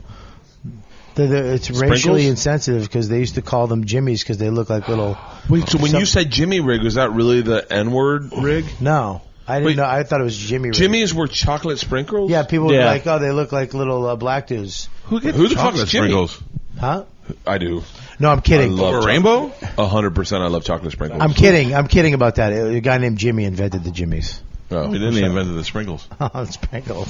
him and Rhombus. What was the guy's Rainbow name? sprinkles all the way, Johnny by the way. Perpendicular? Wait, what was Phil. Rhombus. Wait, no. Rhombus. Phil- No, Phil Meringue. Phil Meringue. Phil Yeah. Meringue. Perpendicular. Inside joke. You guys won't get it. You won't get it. Let's end this. Like shit. most of the podcast. No, this podcast, we never talked about Khabib. Yeah, he won. Oh, Whatever. can we do my impression of Putin calling? So Putin called him after the fight to congratulate him? Yeah, and he said, We have the audio of this. oh yeah, here, I'll pull it up on my phone. Bleep, bleep. Hello? Hello, Mr. President Putin. Is this Khabib? Wait, am I doing a Russian accent right now? Yeah, it's Okay, perfect. yeah. You're the only one that's been to Russia in this room, and you're asking us. Kind of famous for it. This is a Putin. What is he, a vampire? Good to talk to you. Hey, did all that gypsy fighting work out in He Chechnya? does sound like a vampire. I sent the Irish gypsies to you. Adam Sandler vampire. Hey, did you curb stomp them after the fight like I needed you to? All right, fuck it. Glad we threw that in. Fuck off! All right, I gotta take a piss. Bye. We'll be back tomorrow live, 6 a.m. It's the Mike Calta Show. It's 102.5 The Bone.